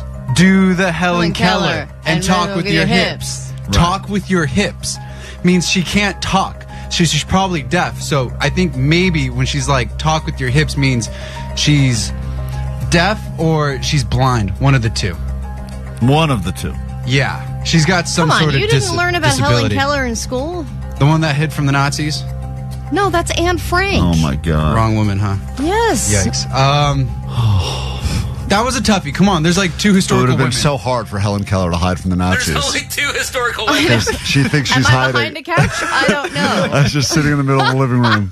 Helen, that's not a good hiding spot. I can't tell them I'm not here. All right. Let's go with blind. Let's go with blind. All right. What is blind? She is blind and deaf. Johnny. Yes, double duo, And baby. mute. Let's go. And mute? Yeah, I She don't know was if blind, deaf, and I don't mute. even know if we can give that to Johnny because David. I'm going to say David got it right. I mean, Johnny knew part of it, but She's the most famous for having multiple. Yes. yeah, multiple Not just issues. one. She's dope, bro. All right, Johnny doesn't understand he didn't get that right. David, hold on, you got yours right. We'll give you the point on that. Johnny doesn't know women. Let's say hi to Erica. Erica, you are a woman, correct? Mine doesn't either with these questions. I mean, Erica, how this is are not you? someone famous for being a woman. I'm good. How about you? She's a famous woman, Allie. What, you got a problem with the She's not questions? famous for being a woman. She's famous for being blind, deaf, and mute. That sucks, bro. Perfect woman, right? Huh? Who's with me? Erica, here we go. Rosie the Riveter is known There we go. for this 4-word phrase. Will Johnny know this, yes or no? No. Okay. Erica, a woman, says she has very little confidence in you. Johnny, Rosie the Riveter is known for this 4-word phrase. What is it? She says you will not know. Does the exclamation point count as a word? Whoa. Because I'm thinking 3 words, but I'm like, are you trying to trick me with like the exclamation point as a word? Because it's yes, we can, or we can do it. So we can do it, probably. Yeah, we can do it. We can do it. Can we? Yeah, I think we could. Is it we can do it? Is that your final answer? We can do it! Exclamation point. And she said you would not know. Wow. Yeah. Johnny, you have proven, just like You've women, proven that women are wrong. we can do it. Sorry, Erica, you are a woman and you don't know women. We move on and we say, has nothing to do with it. It has a little to She do with it. doesn't know Johnny. Yeah, what the hell? I'm just kidding. You know plenty about women. Daniel, here we go. Gosh. Daniel, welcome to Johnny Doesn't Know Women. Here we go. It's International Women's Day. Oh my gosh. Netbanger, shout out on YouTube watching live. Here we go. Johnny, here's the question. What is the scientific name for boobies? What is the scientific name for boobies? Will Johnny know the answer to this? Daniel, yes or no? Johnny's a ladies' man. I'm just going to go yes. I know we're supposed to go no, but I'm just going to go yes. All right, he says you will know this. Only one person has predicted correctly so far. Johnny's scientific name for boobies. Sweet knockers. It's not it, Klein. Is it breast, or gyno? Like gynecomastia? What are you saying? Gynecomastia is man boobs.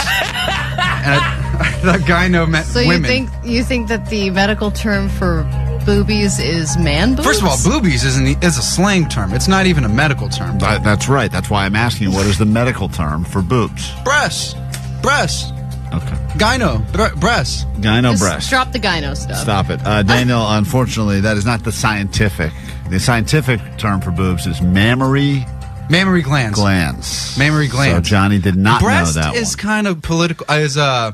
Political? I mean, what's it called? Medical. It's a medical scientific term. I did get a thing in the mail saying that I need a breast exam. Yes. But, it is called a mammogram. If you want to because get it is your scientific mammaries. with it, The answer was scientific, Johnny. You didn't get the point. Well, Matt, all right, I Moreno give it that. Valley. One final person gets a shot at this. And I'm only. going to lock in on no. Yeah, we only had the one girl as a contestant. All right, Yeah, you're jeez. Usually they always call. Let me give a woman an opportunity. Yes, there you Hold go. on. Let me say hi to Michelle in Buena Park. Okay, Michelle, I'm sorry. Let's give more ladies a chance to win. Hey, we're celebrating you women today. Hi, Michelle. Hi, what's your name? Yes. All right, great. Here we go. Hi, honey. Let's go with this one. Amelia Earhart, Johnny, was the first woman to do what? Will Johnny know this, yes or no, Michelle? I want to say no. Okay. Johnny, Amelia Earhart was the first woman to do what? She flew an airplane. She's the first female pilot, and then she was the first one to go missing, too. I don't know if she was the first pilot to go missing. But she was known for going missing. They still can't find her to this day. Yeah. Right. So she's an airplane pilot, and she went missing. Bada bing. Technically, she was the first pilot to fly solo across the Atlantic. She's not the first female pilot either. Wow. But that's okay. Wow. I will say you did not know that. All right, Allie, Michelle and Matt. No, excuse me. Michelle and David both got theirs right. Who's going to win the tickets to see the Kings? Come on, I'm going with Michelle. You know this. Yeah. No, we lost her. David, congratulations. Typical, can't commit. Michelle, I'm just kidding. You'll be going to see the LA Kings play hockey in March. Hold on one second, all right? Awesome. Thanks, Thank you. Thank you, and happy International Women's Day to you. I know it's a day early, but always better a day early than a day late with the ladies, right? Good to be a woman. That's Yeah. right. Back after this quick break. More show next. Klein, Alley, Show. Klein Alley Show. KROQ, K-Rock.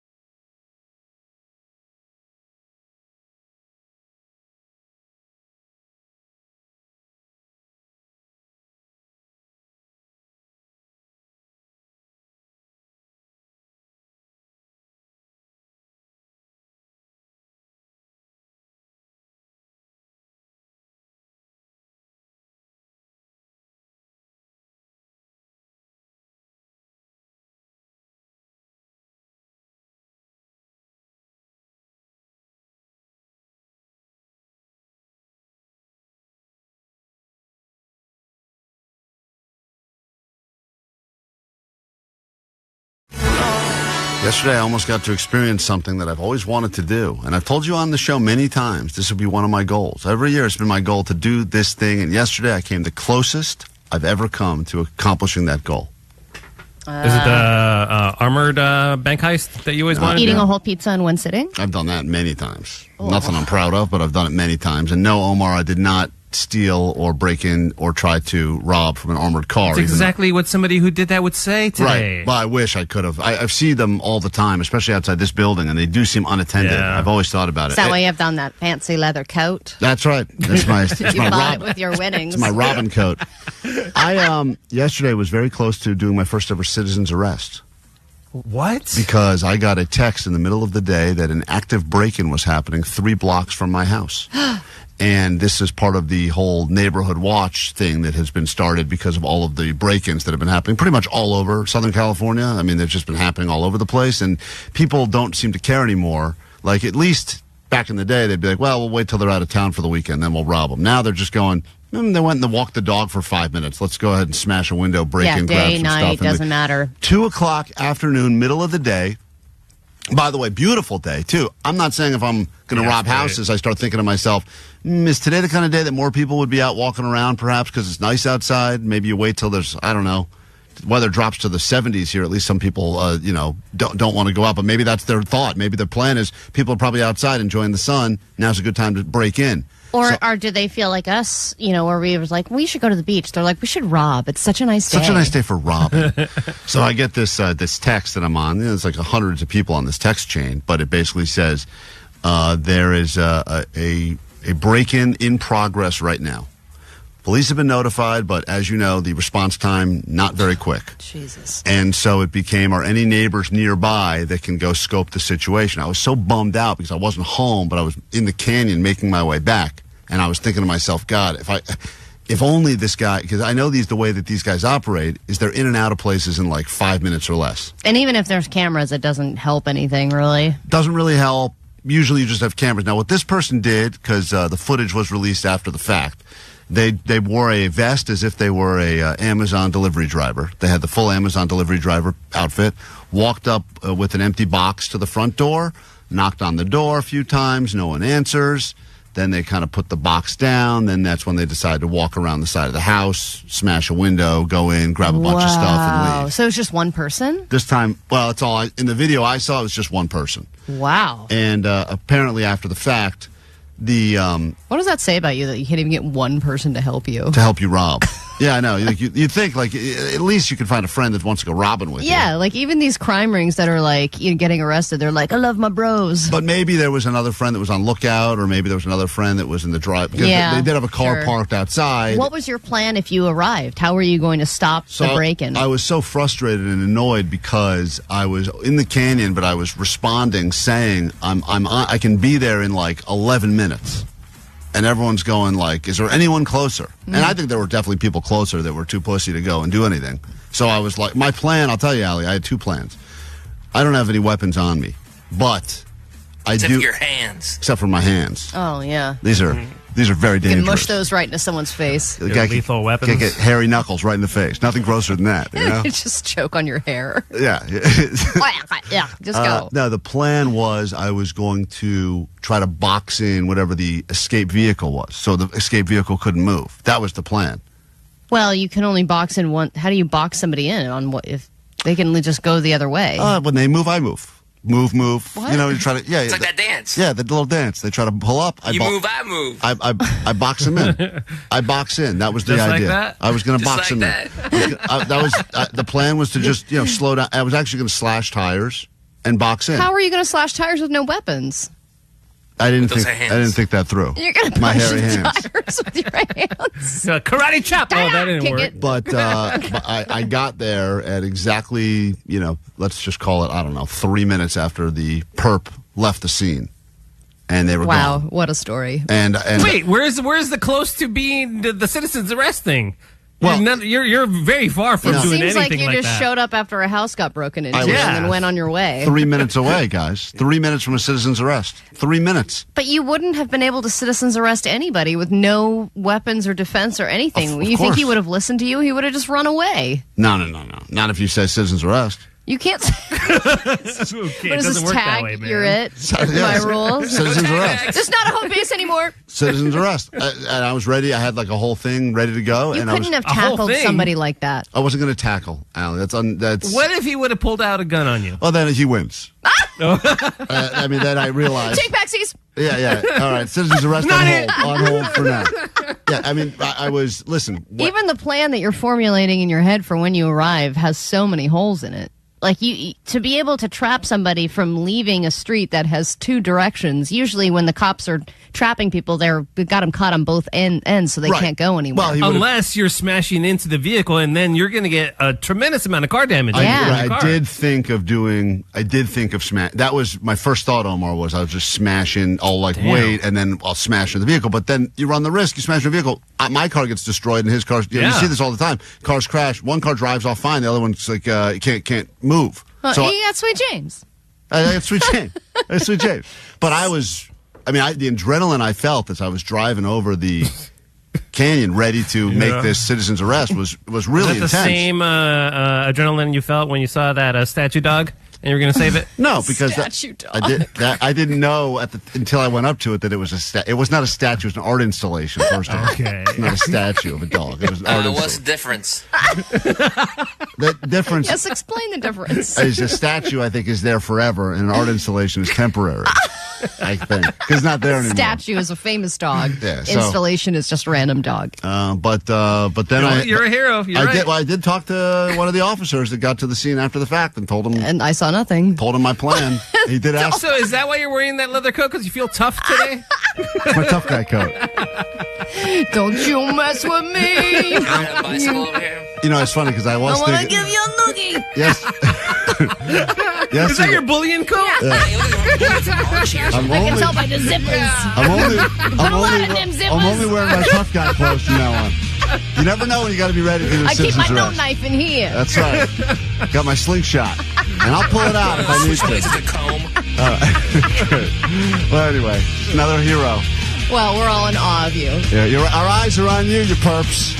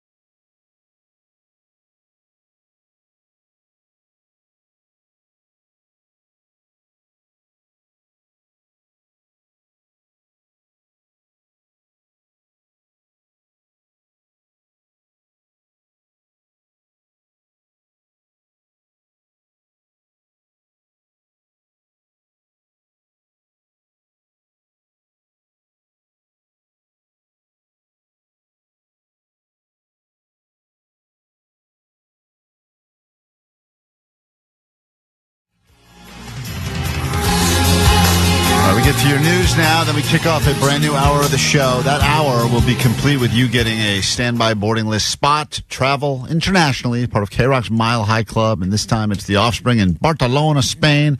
If you're having a rough day, a rough start to the day, or you're just tired and you're dragging ass to get through the rest of the week, just try saying Barcelona. It puts you instantly in a good mood and kind of makes your tongue cramp up. Let's get to your news now, then a brand new hour of the show can officially begin here at KROQ. Grab your Adderall. It's time for ADD News. All right, if you're an Olympian, you earn respect for the rest of your life, and it's very difficult to undo that respect.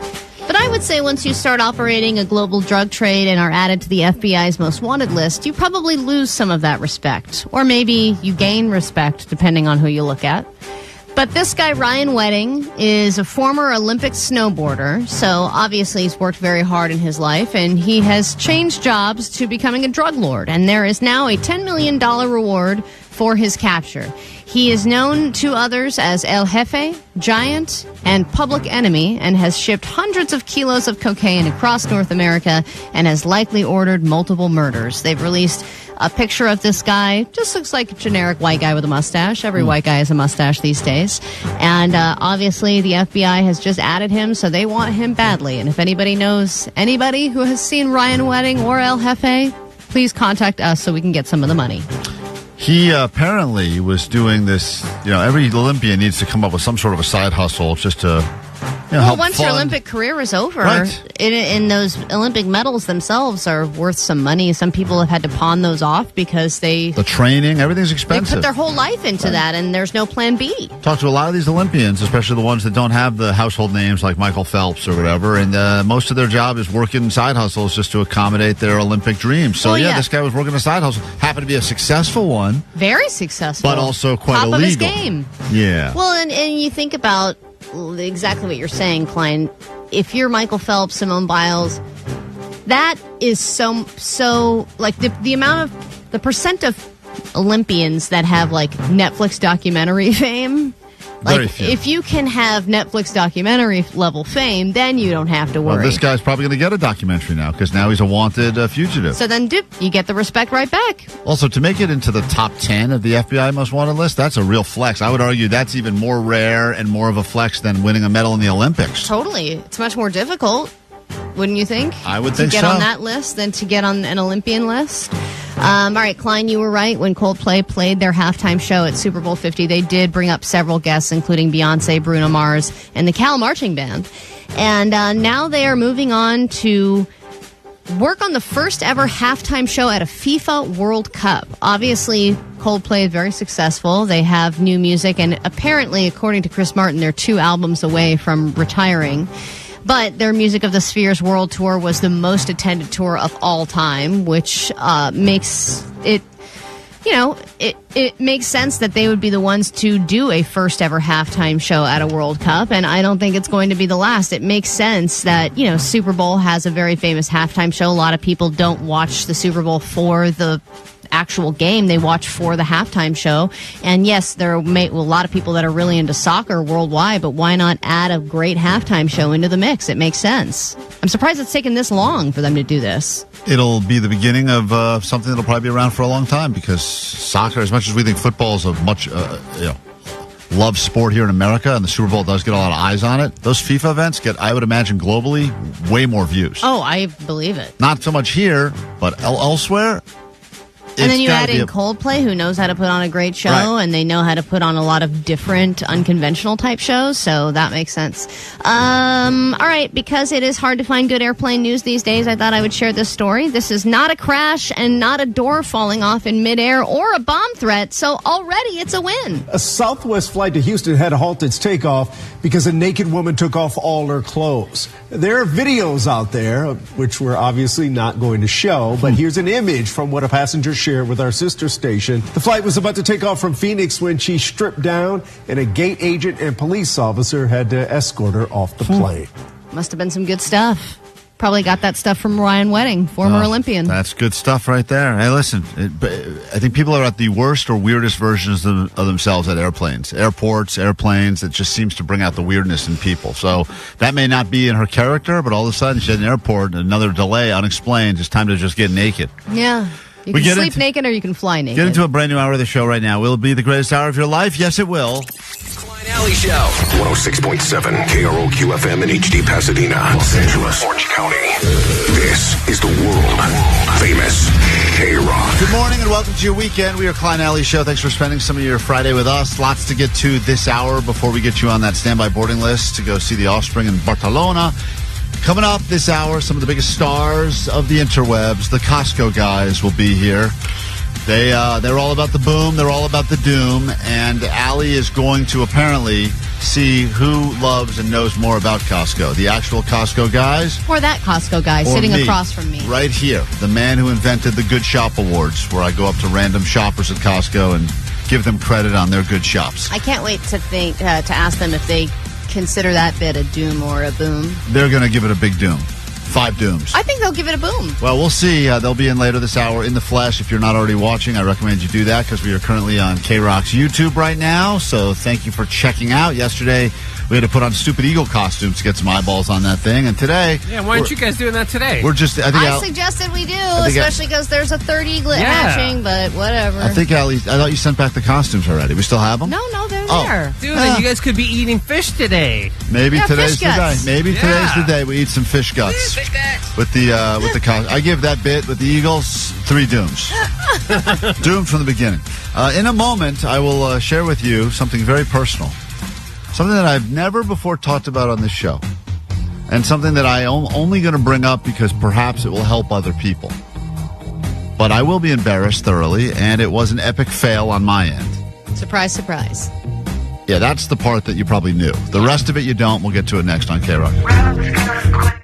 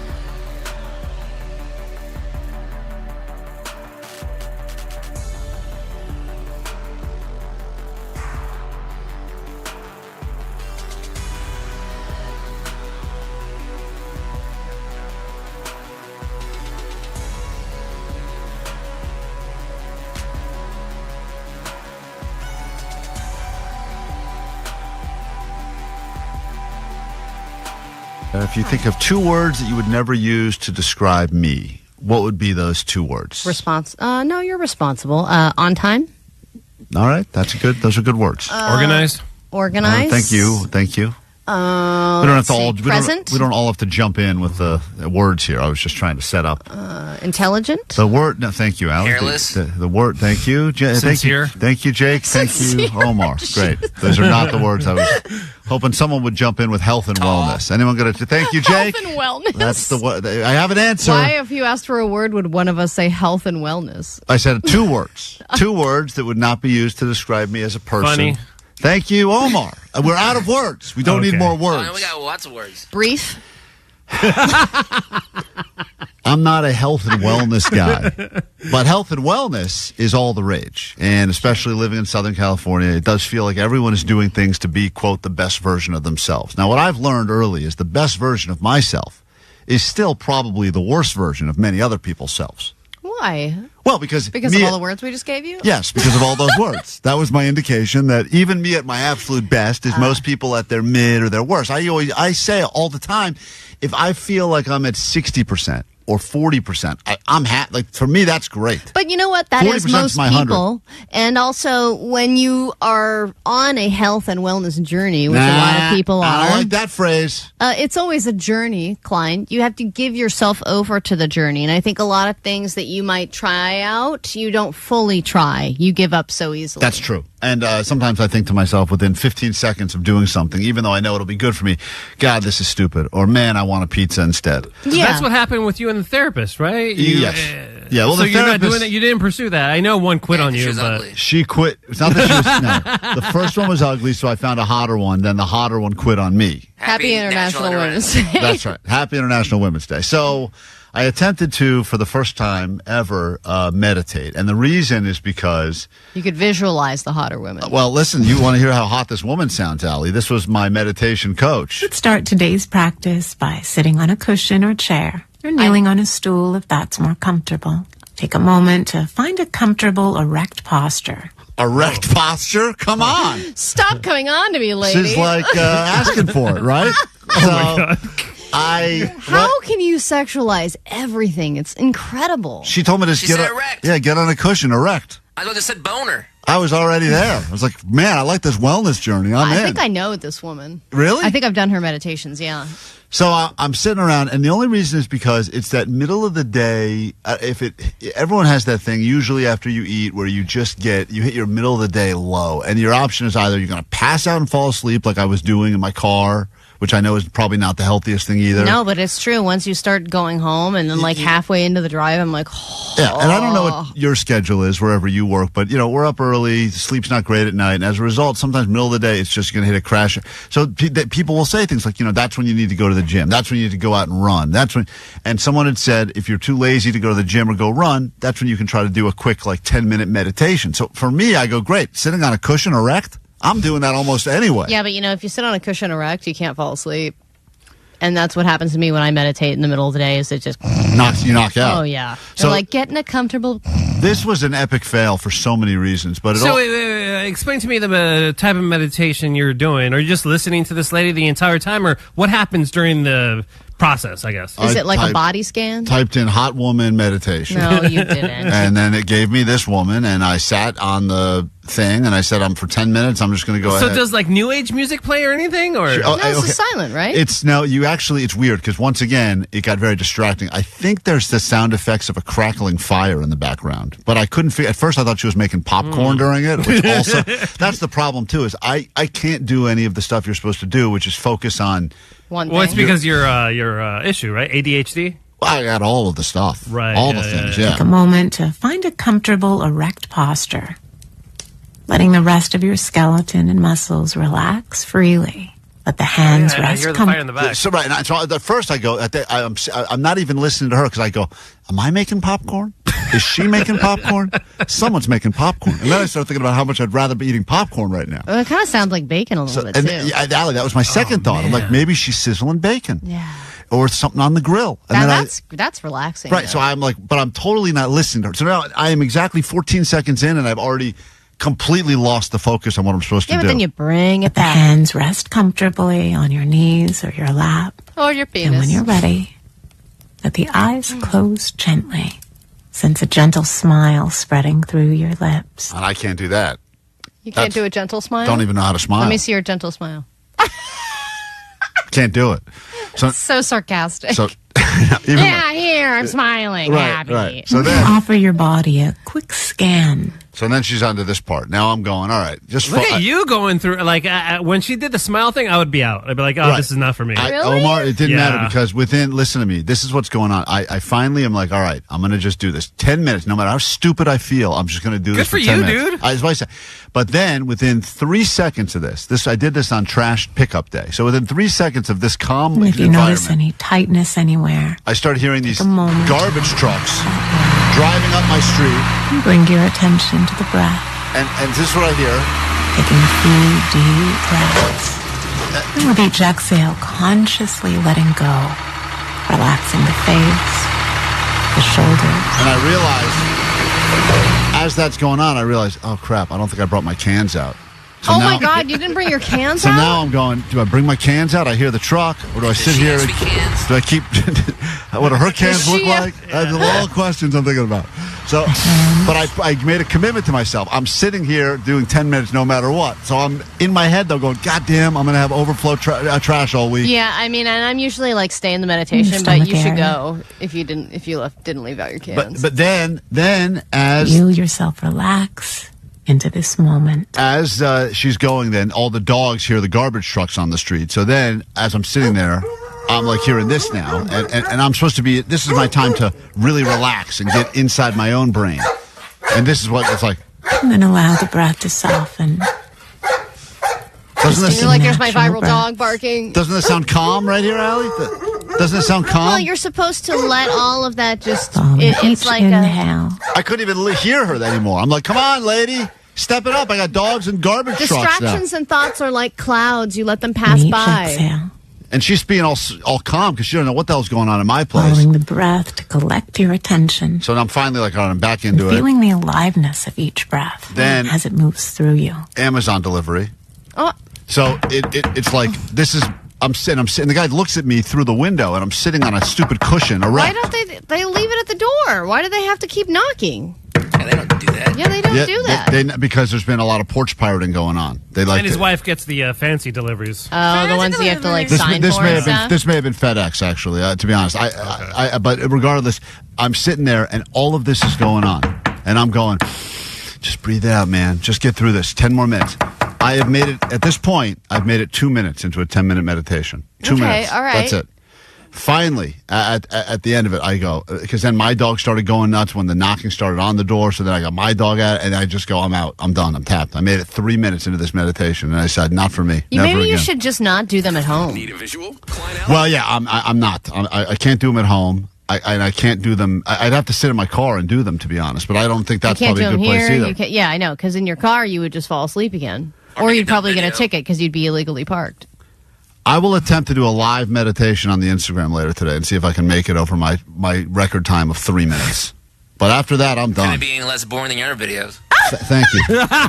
Thank you, Jay. I mean, 3 minutes, I think, is a short video for you. We will these be right days. back. The Costco guys will be in our studio in moments. That's when things get good, and that is next. KROQ. Join the Mile High Club. Heck yeah, let's go. How would you like to join the Mile High Club? Oh my gosh, thank you guys. The KROQ Mile High Club. Get lucky and see your favorite KROQ bands in places all over the world. Destination 7. Go emo while exploring the Gothic Quarter. Take a dip at one of the best beaches in the world. And snap a selfie with a Picasso.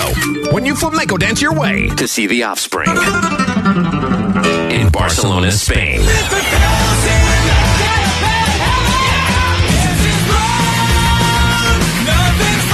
This is Dexter, and I'm Noodles from The Offspring, and I'm reading this, can't you tell? Listen to 9, Noon, 3, and 6 and instantly win tickets to their show at the Kia Forum August 29th.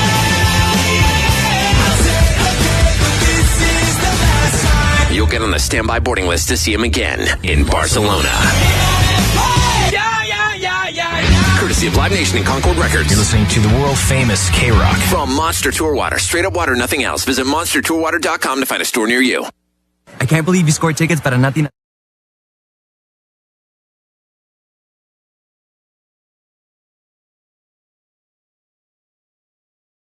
Are you ready? I'm not ready because I already think I know what this is, but there's an intervention that is apparently being called. And I am, the victim. Is that the right word? No? No, you're the We're the recipient. victims. Yeah, oh, we you're are. the victim. Excuse me. It's You've got this wrong already. I'm doing something that is affecting you all, and you would like to intervene Numerous on things. Yeah, but Klein, we have to start out by saying we love you.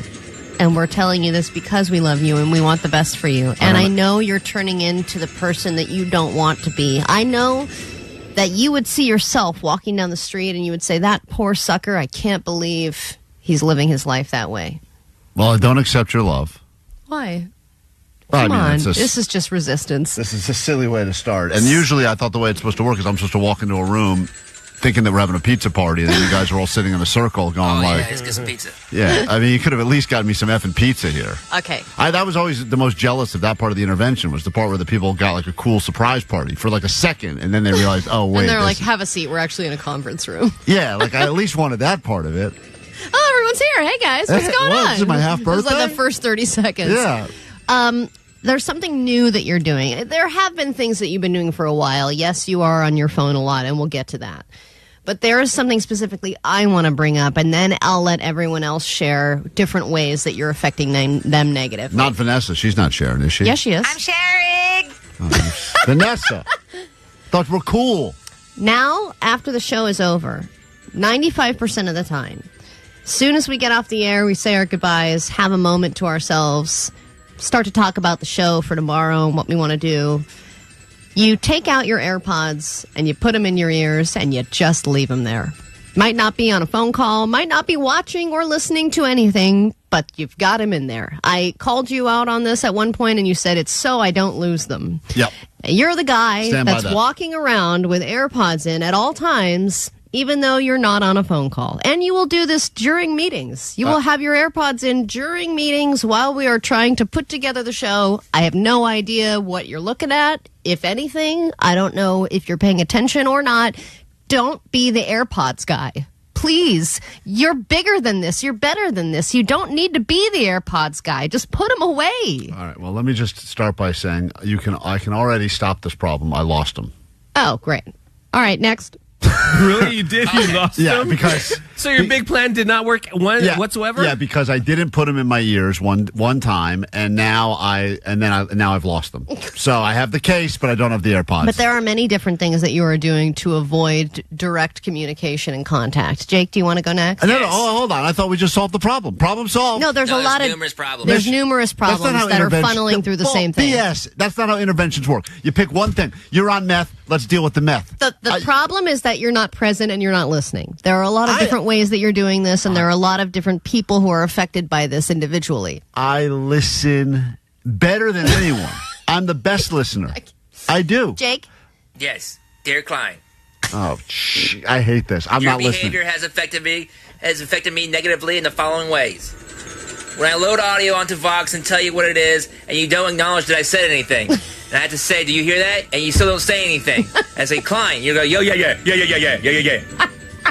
And then when I talk to you over the comm to tell you something or ask you if you're good on audio, and you don't answer me. But actually, it's worse. You do answer me, but you don't take the effort to press the button. And I see you on video not pressing the button, but saying stuff as if you pressed the button. I can't hear you if you don't press the goddamn button. Wow. This is not a good intervention. Also, you still owe me $300. First of all, Okay, that's irrelevant. I've seen intervention. They've never yelled at the person like that and made them feel bad about it. No, they're supposed to cry instead. We do a lot of checks and secondary checks. It's too many checks. I say, can you put the audio in? If the audio's in, to me, that mission accomplished. I don't need a, hey, did you get the audio? You need a good job? You need a pat on the ass? He needs confirmation that you received it. Allie, how annoying is pushing this button? It's not annoying. Oh, my You reach for it, and you're like an inch away. And then you can't do the extra inch. Right. I end up pushing it a lot for you because you can't make the effort. Fine. Let me bring up something that just happened like 10 minutes ago, Okay. and I did not get confirmation on this, and this is part of the problem. Is I put in this brand new, shiny goat line bed that we're supposed to use when we go through the goat line bed, right? Yes. And I chime in, and you're distracted because you edit everything last minute. I'm like, hey, dude, just so you know, the goat line bed is in there, and I don't hear anything. So I'm guessing that you heard me and you see it in the system because I loaded it in the system. That was a Do fail. you play the goat line bed? No, I did not. No. Why? I had my AirPods in. I was tuning you out. Which 909 said, what do you care, Allie? It's none of your business what he's doing with his AirPods. And generally, it's not. No, I don't it's want to when be that we guy. are You're at right. work I don't want in to a be that meeting. guy. Sometimes you see some people that you see go, I don't like that. I don't know that person, but I don't like them based on that. And I don't want to. Once people get to know me, they don't like me. But I want them to get to know me first. I don't want them to not like me just on how I appear. Exactly. And when I put the AirPods in, it was my plan to not lose the AirPods. I finally. But in a meeting situation where you're talking to people, it cancels out like 75% of the audio, the sound. No, it doesn't because they're not on. Yes, it They're does. just They're resting. not on. How big are your ears? Dude, look at them. They're huge. Look how big my ears are. They're No massive. wonder you lost them. Yeah, I'm trying to. I think could be in there right now. All right, There are Johnny. 4 pairs in there. Johnny, do you want to go? I don't like this intervention, and I think we've covered it. I'm ready. We've covered enough. One thought per break, guys. Too many thoughts. Okay, mine is really quick. Mine is just, and I know this kind of lends itself to your disability, but I have. What? Lends itself to my disability. You're the guy that thought the Iditarod was hauled around by a bunch of Jamaican guys. All right, stop deflecting. It lends itself to your ADT, but I have one for when you walk. ADT? You got the disability. Your security pal. system? All right, let's move on to Vanessa. All right, let's hear Johnny out. I like what he's saying. Go ahead.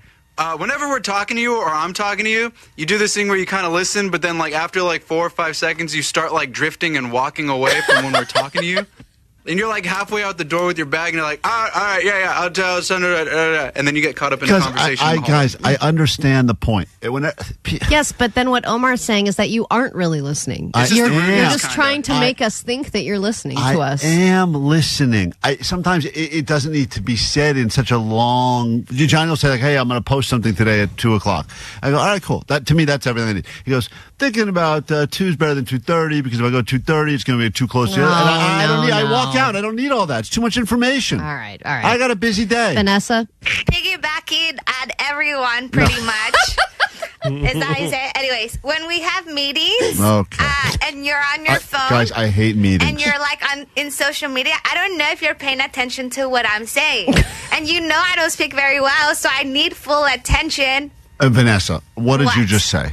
Exactly. I know what you said. In fact, here's the big. We are not feeling heard, is what we're telling you, Klein. A bunch of whiners is all. You're not listening. Can I say something? Allie thinks because she's doing this on a keyboard, she has her computer. I use my phone for everything. My computer is almost useless. You to me. use it for everything because you like that we don't know what you're doing on it. I don't care what you do. You put it on. You can put all my stuff up on the screen. I'm not hiding anything. I'm not. Yes, but you're also. We've learned that humans are not good multitaskers. You can't be reading things, pulling clips on your phone, and listening to us at the same time. Yeah, you're not able to do it. But you're doing it on your computer, right? So you think because you have.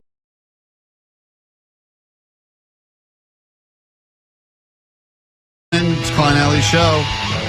Entering our studio right now. I cannot believe it. Some of the biggest stars of all of the internet. This is AJ Big Justice. Welcome. The Costco guys are in here. This is very exciting. Let me get their intro on. We put this together to let everyone know that's unfamiliar for the 3 people that don't know who the Costco guys are. Take a listen. The Costco guys have taken over culinary social media. We're Costco guys. Of course we have to try the new double chunk chocolate cookie. Which one gets the boom and which one gets the doom? We bring the boom!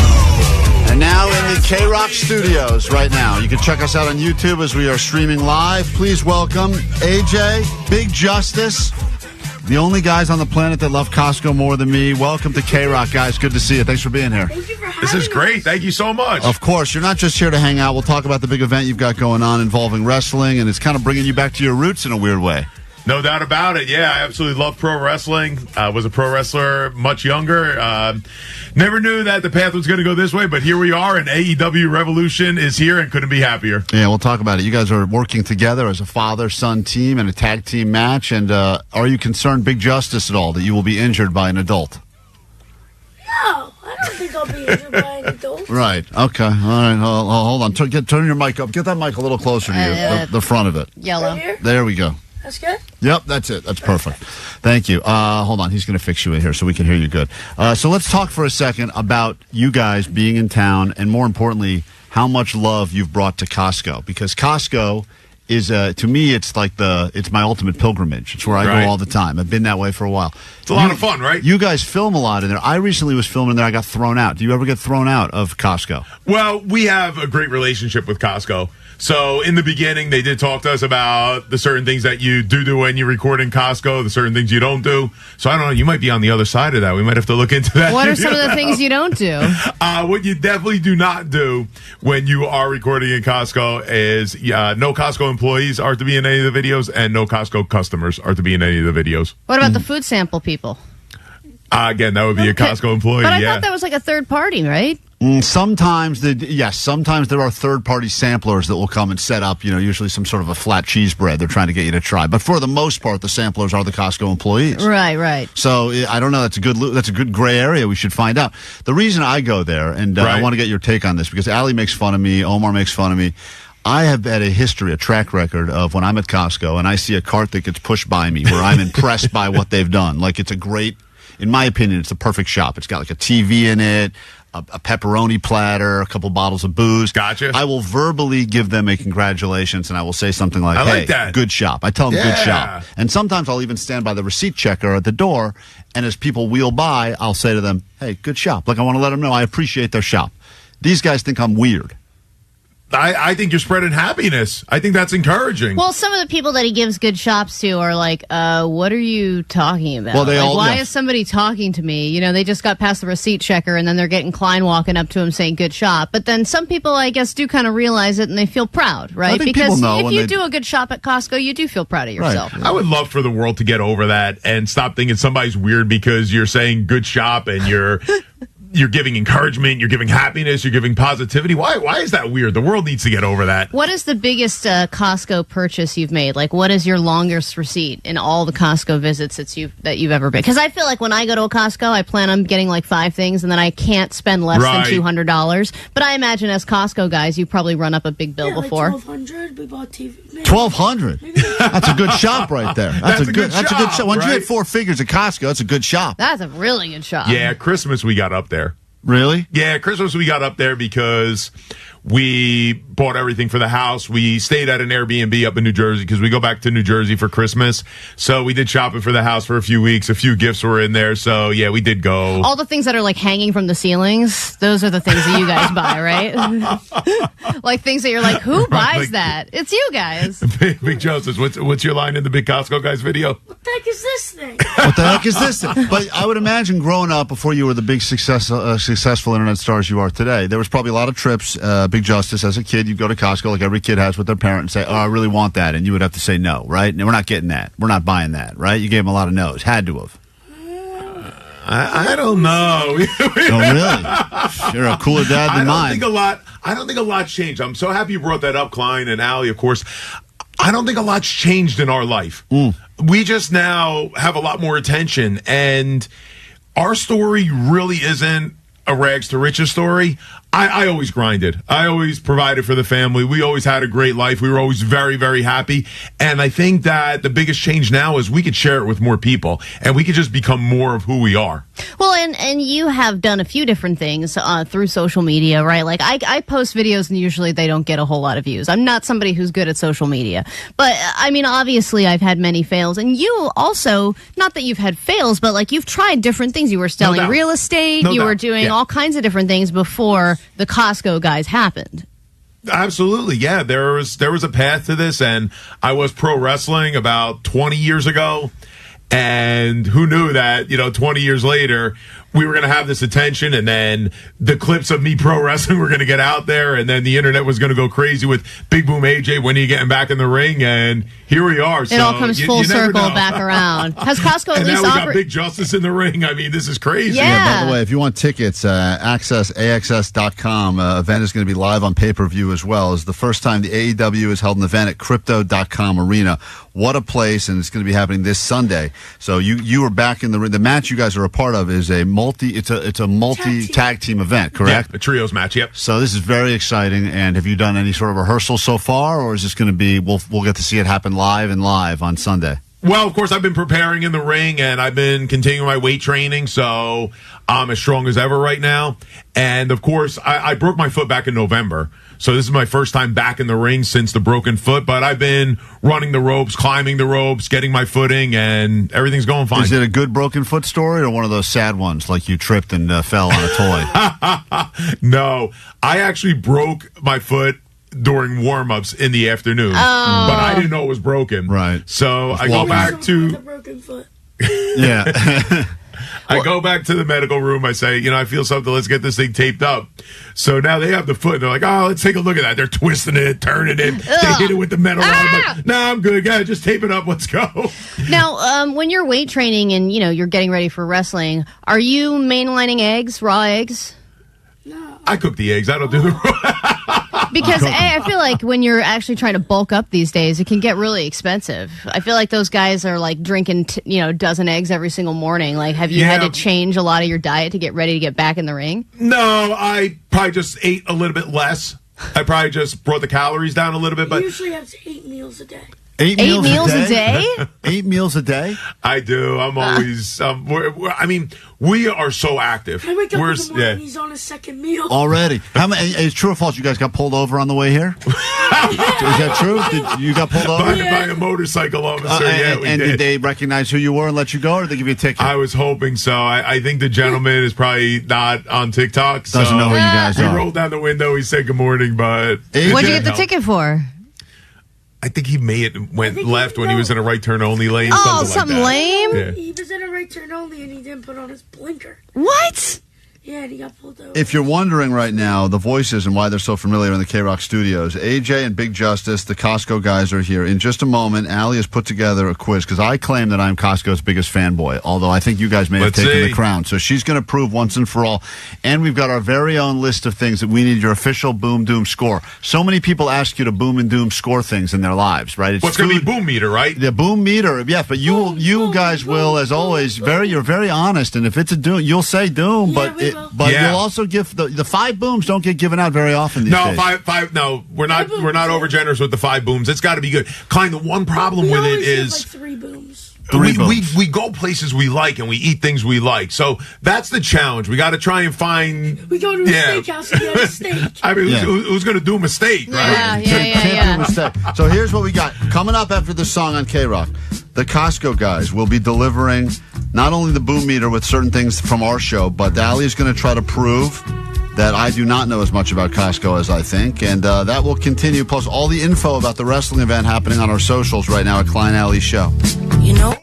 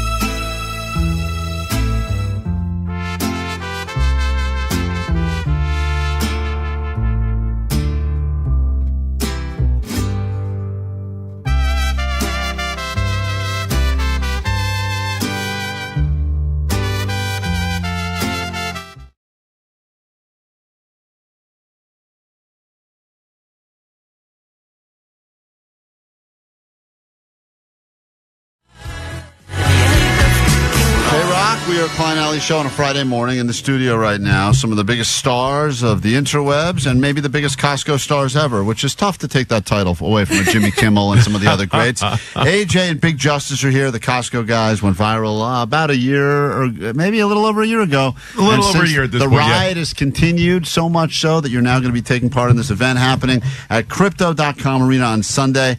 A six-man tag team match will be going on. AEW Revolution. Tickets at AXS.com. All the details up on our socials, and I'm sure you guys as well. I love Costco. I try to go there at least once, twice a week. Sometimes I go just for samples. Sometimes I do full shops. I give out the Good Shop Award.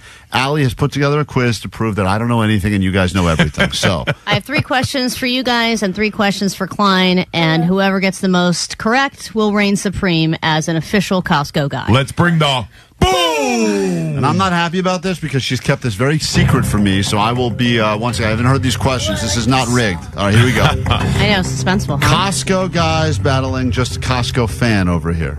All right, Klein, I'll start with you, actually. Which of the following items has never been sold at a Costco location? A, such a hard question. coffins. B, a 72-pound cheese wheel. 3, a real human skeleton. And 4, or B. Did we just go A, B, 3, 4? D. I know something you never bought at Costco, a book. D, a pool table in the shape of a 1969 Camaro. What was 3 or C again? A real human skeleton. I don't think they ever sold a real human skeleton. All right, that's correct, Klein. You got that. They do real sell a human lot. skeleton. All that other stuff, I know you can get there. It's always their buzzy stuff. Point Klein. All right, question for AJ and Big Justice. Name one type of cookie found in the food court at Costco. A double chunk chocolate. It's a double chunk chocolate cookie. That's not a fair question. That that's is correct. That's their catchphrase. Oh, that's my like goodness. They're known for that. Klein gets, if you can get a pool table shaped like a Camaro, we get a double chunk chocolate cookie. Is that going to be the answer to every question you have for them? Because it's not fair. They've said that line a million times. All right, not Klein, fair. here's your question. Easter Sunday is coming up next month. Will Costco be open? No, it's one of the 5 days. They have, hold on, let me just do the math here. It's 6 days. They have like 6 holidays. They do not, hold on, Easter Sunday. Now I'm thinking. Now you got me second guessing. 4th of July. I know. I've been there. I showed up one day and a day they weren't open. I was shocked. Easter Sunday, it's a religious one though. Hold on. The Christmas, they are closed. New Year's Day, they're, oh God, now I'm second guessing myself. Need an answer. Easter Sunday, they will be open. Nope. God. That's wrong. I know. Right. Big Justice knows. Is it wrong? They are closed on Easter Sunday. Closed on They're Easter closed Sunday. on New Year's Day, Easter Sunday, Memorial Day, Independence Day, Labor Day, Thanksgiving, and Christmas. I knew Easter. I thought you were trying to trap me on the Easter one. No. I did too. All right, guys. A question for the Costco guys. When is the best? How good is the chicken bake? That's not a good question, Allie. That was a good question. I know that answer. Big boom! There you go. Boom, boom, boom, boom, boom. That's correct. 5 big bombs. All right, Klein, final question. How many Costco locations are there? Exact number. Oh, wait, in the world? I've been to the one in Mexico. I've been to one in Mexico. I try to travel whenever I go, and there's a Costco internationally. I like to go and check it out. I found out through my research that the smallest one is in Alaska. But how many in the world? 796. No, it's like 630. There you go. Big Justice, 627. He's right. Unbelievable. Is that their last question, or is it spell Costco? Allie, what about the largest location? What is the largest location? Do you know Big Justice? The one in, And I can tell you why I know it. Why? It's in Salt Lake City, Utah, because the Utah Jazz are talking to us about coming out to a game and visiting the largest way! Yeah. They're supposedly building one where you can live beneath it. No Or live way, above it. really? Where the whole they have apartments. there's That's going right. to be Bad there's going to be a idea. Costco that's going Wow. to have residences Can I upstairs. live there? Yes, you can. Well, Want a roommate? Let's go. Let's make it happen. Yeah. I'm ready to go. Well, all right. So who won the quiz, Allie? I mean, I think that, Klein, you did do a pretty good job, but the Costco guys are always going to be the Costco guys. Of course they are. So They're they the won. best. Because we bring the boom. They know it, Allie. They're the best. That's why they got this. Bring the boom. That's what we do. We bring the boom. We bring the boom. So, Klein, do you know how long the Costco hot dog has been $1.50? What was the first year they offered it at $1.50? I'm going to guess, because $1.50 sounds great now, but it probably at the time everyone's freaked out about it. I'll say 87. Very close, 1985. Whoa. Dude, 85. Big Justice Not knows, bad, man. You guys got your Costco He's the stuff Costco down. historian. No, Quickly. because we got asked all these questions on the Facebook. We always have to be. Right. We always have to because we have to defend our house. We always have to be prepared for So this. they're like, they do a deep dive on you guys, and We you get have a to deep come dive, prepared. Yeah. When we go on podcasts or shows, we get a deep dive. Yeah. You ever been to a Sam's Club, guys? I don't think so. I don't think Big Justice ever has. I probably was way back, back in New Jersey, maybe. Man, if someone could find that footage, that would be a real drama thing. We always saw a video where we disguise ourselves and sneak around in there. With the Sam's Club boys? You come up with That'd be a funny. different They're thing? like dollar store versions of you guys. They're like, something we're like- Sam's let's Club see. guys. Something like, we're Costco guys, but look where we are today. And like it pans up to Sam's Club. I would love to quickly ask you, just because your meter is so valuable, I think people care. I'm going to ask you a few questions. I just want to get the, where it falls on the boom meter.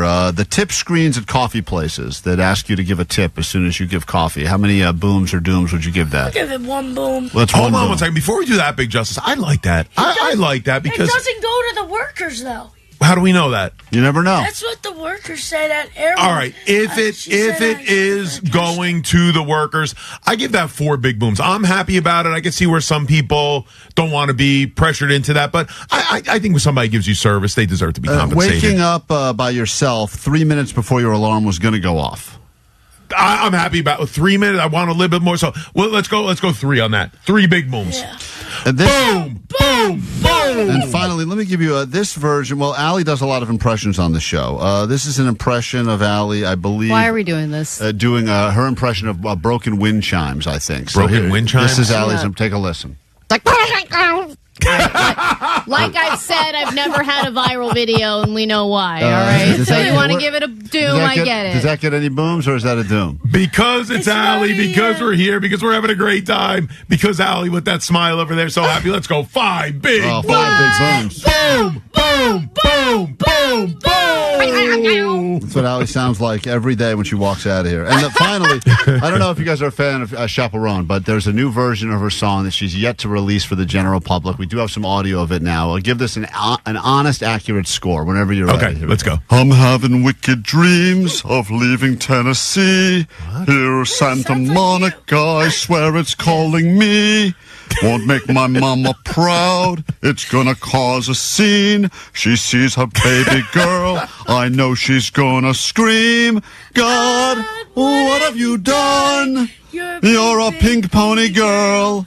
And you dance at the club, oh mama. Guys, what do you score that? Big Justice, you call this one. I'll give it 3 big booms. 3 big booms. Boom, boom, boom. Guys, thanks for stopping by KROQ. In a moment, we're going to walk out in the hall and we're going to let you help us rate some coworkers' lunches without their own permission. But we'll be back. We got more show to get to, and please support the Costco guys. They've brought a lot of happiness to a lot of people, and they'll be wrestling live on pay-per-view and at Crypto.com Arena this Here Sunday. on YouTube, yeah. And we will be back with more after this. KROQ. Klein Alley Show. The world famous KROQ. Klein Alley Show. That was so much fun. I love it. Aftershock Festival returns to Sacramento for its biggest year yet.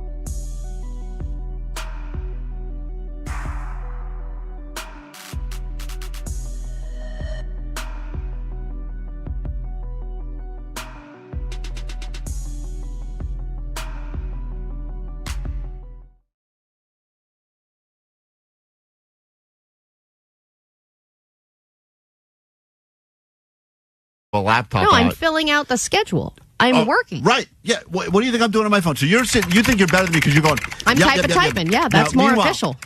Vanessa's asking us, hey, do you guys want to have this guest on? Now, as soon as she says that, I'm already on their Instagram looking at it going, let's see what this guest, let's see what they got going on. I'm already researching things she's talking about. Yes, but then we will ask you a question and you will not answer.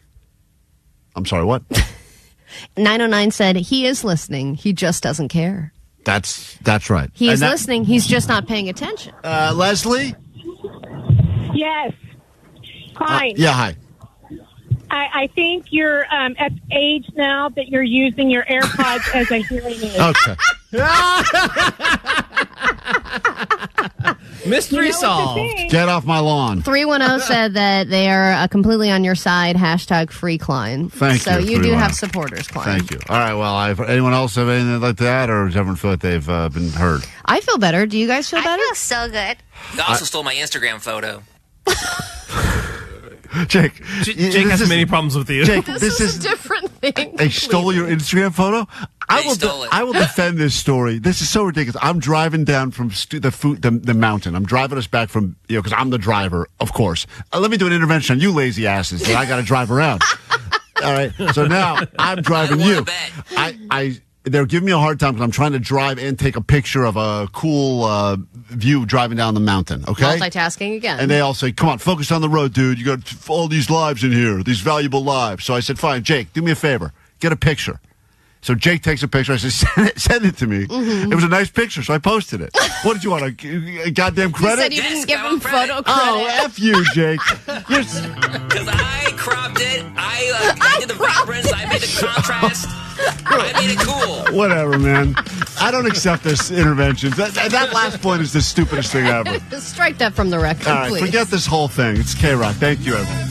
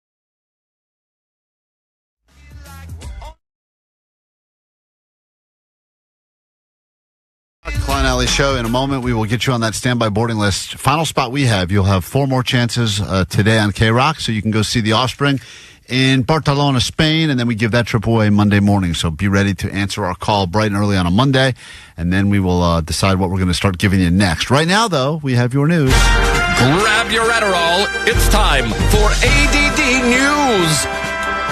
All right, well, there's no right way to hit on somebody, but if there is a right way, I would say this is it. And it came from a pilot to a woman who was sitting in an airport terminal minding her own business. Obviously, looking at her picture, she's extremely beautiful, and I know there's a reputation that pilots have for sleeping with flight attendants and being promiscuous because they're flying all over the world, etc. But I think that what this pilot did was actually very classy. He walked up to the woman who was sitting at the airport. He dropped a napkin in front of her and walked away, and she didn't see his face. He didn't try and talk to her or anything like that. And the napkin just said, I have seen the whole world, and you are the most beautiful human in it.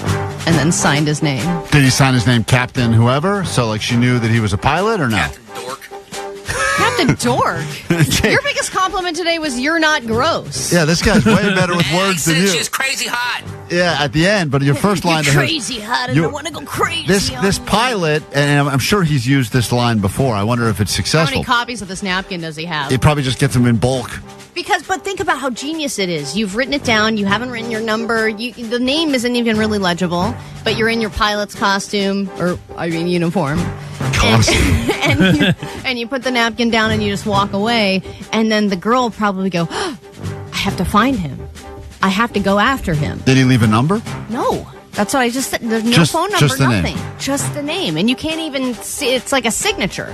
So it's not even a legible name. So you just have no idea. It's this mystery man who thinks you are the most beautiful human being in the planet because he has seen the world, and you are the most beautiful human in the world. I wonder, because now that this has gotten some attention, are there going to be a bunch of women that pop up now from airports all over the place? They're like, I got that in Geneva. I got that in Chicago. He's just been doing it. Maybe it works out. Look, pilots supposedly slay. That's one of the most... I know. One of the most dangerous professions to get involved in with like a marriage situation. You knew someone that was doing some sort of stuff with a pilot, right? Yeah, I knew. Infidelity. Well, a friend of mine, his wife was a flight attendant, and I found out that he obviously found out first, that she was cheating on him with a pilot, and they had been together for a while, and the pilot was married. So they would like figure out how to do routes together, and then how great is it? You can spend the night in, Barcelona or wherever, and you can have a pretty foolproof fling because nobody's questioning your whereabouts because you're at work. You're working.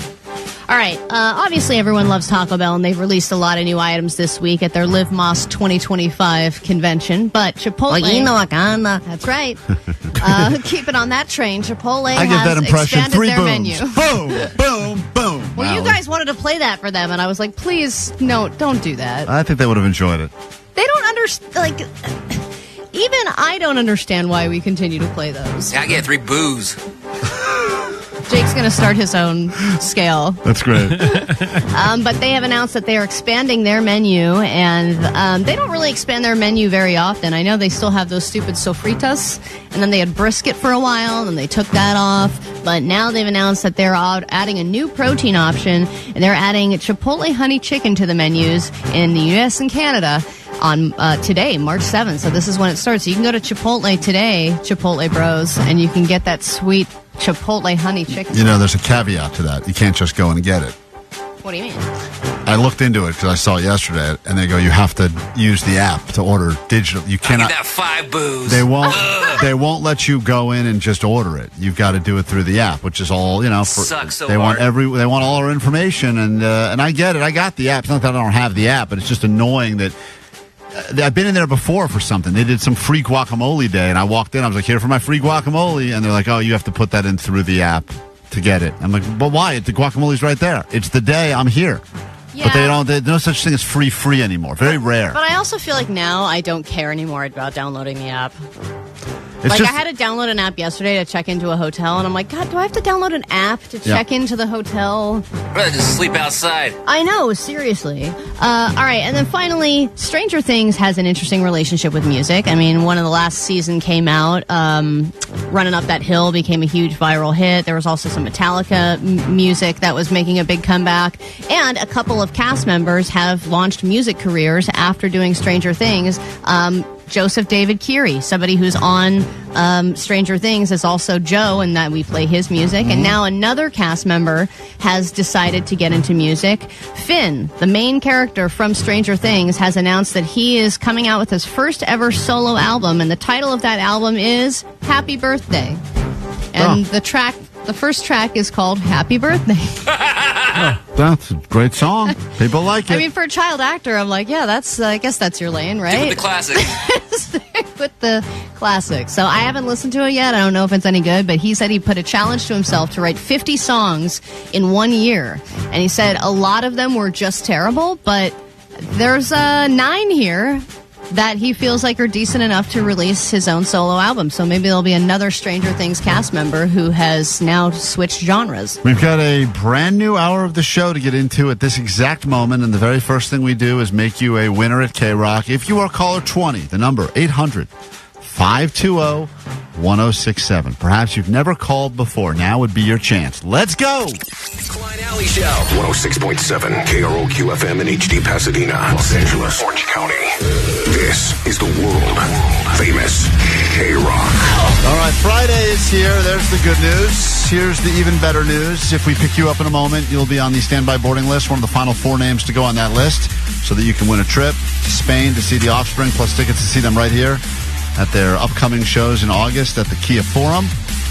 That's a band that knows how to put out banger after banger after banger, and imagine seeing them here and then seeing them again somewhere far, far away. It's part of KROQ's Mile High Club. That big announcement, the winner will be Monday morning, but right now is your last chance with us to get on the standby boarding list. This hour on the show, Allie, we got so much to get into. I don't know how we'll be able to squeeze it all in before we get out of here for the weekend, but we are live and in the flesh at 800-520-1067 to call and to use the text line. And you can look at us on the cam, because we're cam girls. We're cam girls now. That's right. KROQ by day, OnlyFans by night, but you can find us currently on YouTube streaming at KROQ's YouTube page. Just talked about how pilots have one of those jobs that apparently there's a lot of cheating that goes on. A new list has been revealed this week. These are the jobs that result in the most amount of infidelity and cheating. And if you're in a relationship or in one of those jobs, you'll probably want to hear this list. So we'll get to that in just a moment.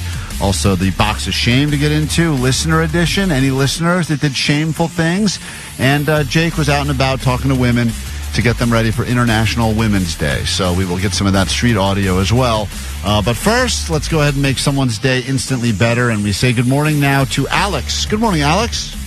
Hey, Klein. How are you? Hi, You are. What's up, netbaggers? Caller 20. Yeah. Hell yeah. Shout out to the netbangers. I love seeing netbangers get their flowers, don't you, Klein? What a community that we have developed here, listening to the show, and those that didn't get enough in listening, so wanted to watch as well, and a good opportunity for you. We've had 2 different netbanger winners, I believe, this week alone, so if you're not already following along on YouTube, it'd be a good chance to start watching the show there. Alex, hang tight, enjoy your offspring, and hopefully we call you back on Monday with even more good news. Let's find out if you're going to get cheated on, and we'll do it next on KROQ.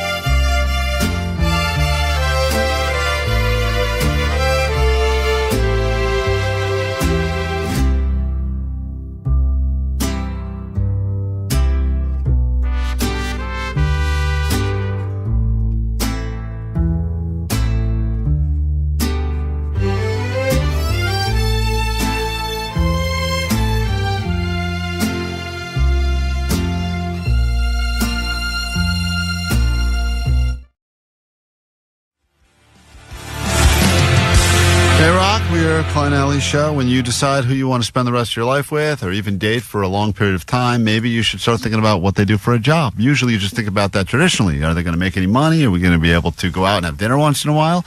Or do they have the type of job that I think means that they're a good person, like they're a teacher or they work in a soup kitchen or something like that? Didn't your wife think you were going to be famous? She thought that I was on a fast track to huge success. And now after being with her for over 10 years, she's realized the track is not moving as fast as she was hoping. But that being said, same for me, by the way. Yeah, and that's, that's... It's like, you're an actress, you're going to be famous. Right. They don't realize that most don't end up that way. Yeah. So there are jobs, though, according to a divorce lawyer, that are the jobs that just statistically are more likely to have infidelity. And yes, cheating could happen anywhere. It's never been easier, I would imagine, with all the ways to contact exes on Instagram or just all the hidden apps out there, the dating. There's a million ways. If you want to cheat, it's probably the greatest time in the world to cheat, although there's also better ways to catch cheaters now than ever before. But there's also other ways to get a release without cheating. Now, especially if you have OnlyFans and AI, there are a lot of ways that you can let the air out of that balloon without physically cheating. And there was one article that came out earlier this week, unrelated to this one, that talked about what is defined as cheating and how that's kind of shifted a little bit. Some people think that if you're looking at any sort of porn while you're in a relationship, that is cheating. Others think that if you are communicating, like looking is okay, but if you're actually texting back and forth or talking to the person, even if it's just through the computer, that's cheating. And then others have claimed that... some people think that just because someone's not sharing their passcode on their phone, that's a very big indication that they're cheating. And some people think that, I think it was 50% of people consider that a make or break. Make or break. And even the idea of flirting, which is that gray area where are you able to flirt with that barista that you get coffee from, even though you don't really plan on that relationship ever moving past the flirting phase. But is that cheating if you are kind of doing the, you're intentionally laying it on a little thick, and people are arguing about what is and what is not. But this divorce lawyer says that there are certain jobs that you are most likely to, unfortunately, be dating a person that has these jobs that is a cheater, and then there's certain jobs that the people are more faithful in. And if you have one of these jobs and you feel like you want to defend yourself, please do. Because I feel like people who have these jobs are going to be a little angry that theirs was listed. So here we go. Any guesses? Pilot, I was sure Pilot would be on the list. I didn't even see Pilot, which is crazy. I would have definitely thought Pilot, and I also thought that Armed Forces was always on the list. Okay, Armed Forces, people in the military is on the list. It is one of the top 3. And I think a lot of that has to do with long deployments potentially. I mean, think about it. The more time you spend away, and that seems to be kind of one of those commonalities you have with a lot of these jobs, pilot, etc. You're away a lot, and when you're away a lot, sometimes not only do you have potentially opportunities to get away with it more, it's out of sight, out of mind. You're like, wait a minute, I have a family? Right. I forgot. I haven't seen them in 3 days. Is musician on the list?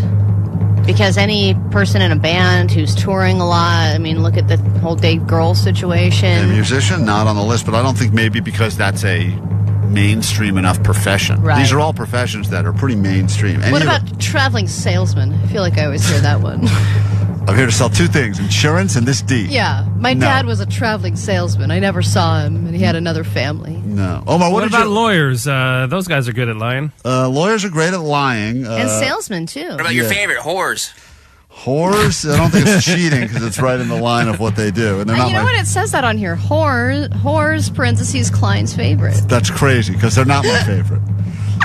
Allie, close to people in the military, men, police officers, and I don't think it doesn't even say men versus women, but just people that work in law enforcement in general. Well, I wonder if it's because they're like, hey, officer, is there anything I can do to get out of this ticket? I don't think that happens very much. I think with the body cam What thing. happened with the Costco guys? They just told me. That's how they got their ticket on the way here. That's true. Number 1, and I think that they deserve it if this is what they want because they're heroes, and now they're on every award show in Southern California, firefighters. Oh, and dang. Wait, really? And they believe that the reason, at least according to this divorce lawyer that says that in all of her many, many years of dealing with couples, as they are calling it, splits, and it has to do with infidelity, that she believes that it's the fact that they are either regularly away, but also that women are very attracted to the men in uniform. They like the men in but are they the walking uniform. around in their fire I would. suits? If I was a fireman, I would wear that 24/7. It's so big and bulky. I would wear it everywhere. The tank's on my back as well, and the axe. I would have it everywhere I went. But I guess I just pictured that a lot of firefighters were very loyal to family, to community. You know, I feel like their job is so heroic and so community oriented that doesn't register to me. But this is according to the one divorce attorney that says in her 15 years of experience that she's talked to a lot of people, and those are the ones that keep popping up. More often, there's been other ones, obviously. Anyone could cheat in any occupation. Don't think to yourself, "Oh, I'm not a firefighter, I can't cheat." You could still cheat. 310 said, I used to work for Station 19, and there were so many sexy firefighters. That's the other thing, is I think they just get hit on more because they're hotter. In case you care, the professions that are the most faithful, according to her, are people that work in morning radio because they have no options. They wish they had options, but they don't. I hear that. The farmers, accountants, and pharmacists are the ones that supposedly are the most faithful in their relationships. Or just surrounded by non-sexy things like crops and pills. There you have it. We will take a super quick break. When we get back, Box of Shame time. If you have anything you'd like to get off your chest and cleanse your soul before the weekend, we will not judge. We'll take your calls, and we got something to give you if we like your story. 800-520-1067. You can be as anonymous as you damn well please. Wrap up the week by cleansing your soul with the interactive Box of Shame, and that is next on KROQ. Join the Mile High Club. Heck yeah, let's go. How would you like to join the Mile High Club? Oh my God, thank you, Klein. It's the KROQ Mile High Club.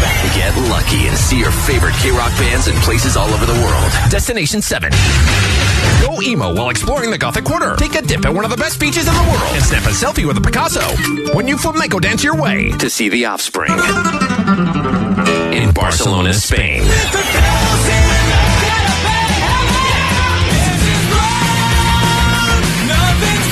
This is Dexter, and I'm Noodles from The Offspring, and I'm reading this, can't you tell? Listen to 9, Noon, 3, and 6 and instantly win tickets to their show at the Kia Forum August 29th.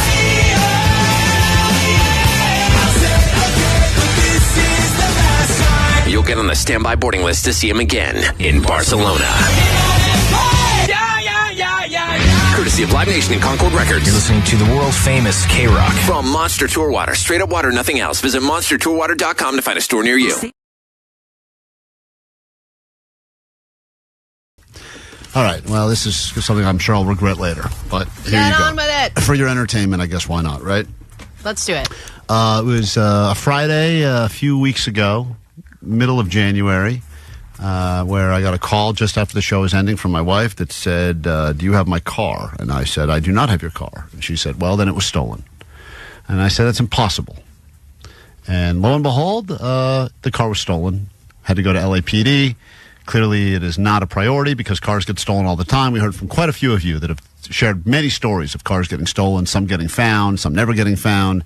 And we got to a point where earlier this week, they officially deemed her car a total loss. And through insurance and everything else, we were able to basically, she got her new car over the weekend.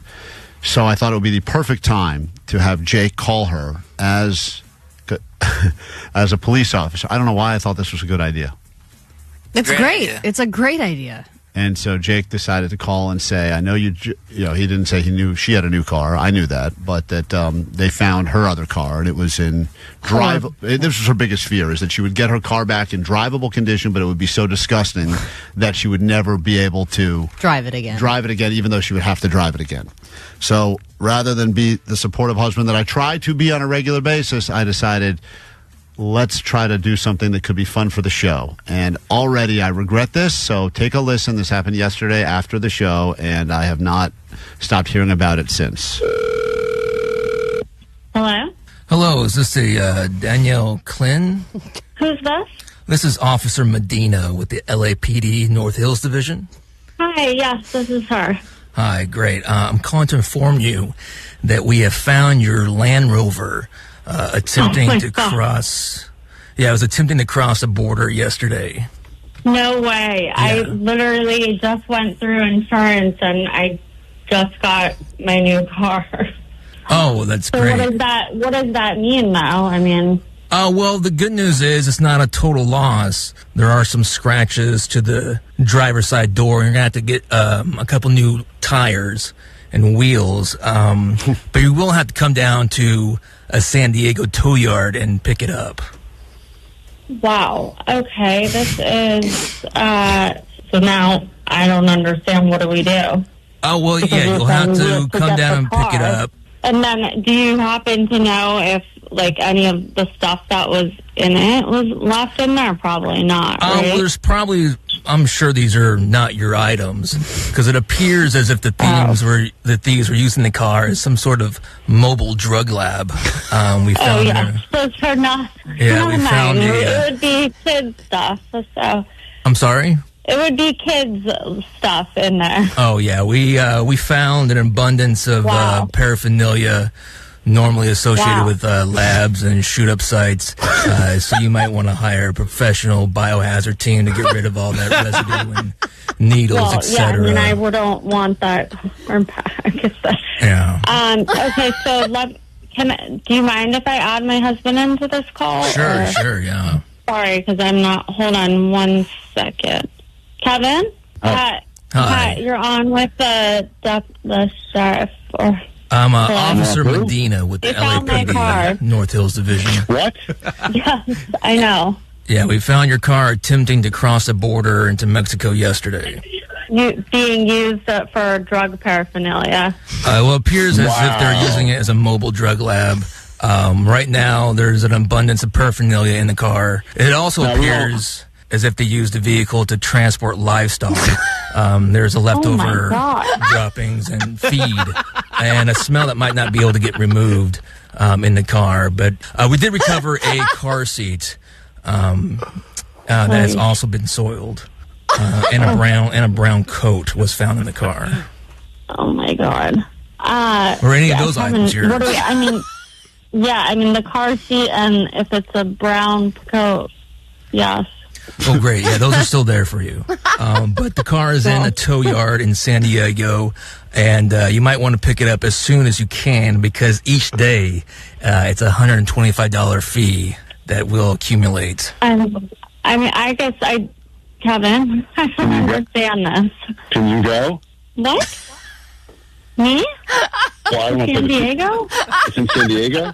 Is this something that we can talk to insurance? I mean, I don't want a car back either that had drugs in it with kids and drop-ins. The problem is that they found the car. It's now we have to. I don't think so with insurance. Officer, is there a certain amount of days where you have to find it where it's not considered a total loss? Yes, if we find it within 90 days, it's still your responsibility.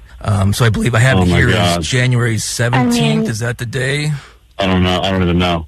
This is insane. I've never. But nobody's going to drive around a car with droppings and drug. Well, you'll be surprised what some of these addicts will do to a car and what they can live with. It is insane. But. Yeah, I'm not driving around with kids. Like, that's considered. We got to get insurance on the phone. They've gone in the car too, though, before the kids. So. What? Well, what are you talking about, Kevin? He's talking about the new. What are you talking about? He's talking about my old car. Yeah. Yeah. Like I was telling your wife that you're going to have to get a professional to clean for the biohazard and the smell, animal droppings, etc. Then I'm going to call and see if we can get back the new car because... No, listen, I'm not driving around a car that had drugs all over it and droppings. That's insane. We need to get on the phone with them. But we can't have two cars. We're going to have to pay for both cars now because they found it. I think we need to get in touch with insurance, Kevin, right? Because you can't do anything from I feel like the first step should be trying to recover your car as soon as possible. Like I said, each day it incurs a fine. So how much do we owe you to this point? Well, right now, it's the first day will be... it's not even to me. It's to the tow yard. It'll be $125 per day. Hold on. Listen, all right. We need to get Shim and insurance on the phone, okay? Hold on. Does anyone on this call's husband work in radio? What? I have a wife. Is it possible this whole thing is a prank? Kevin? Mr. Klein. I love you, baby. It's a prank. Oh my God, I hate you. Kevin. No, not okay. Now you know you don't have to pick up a car in San Diego.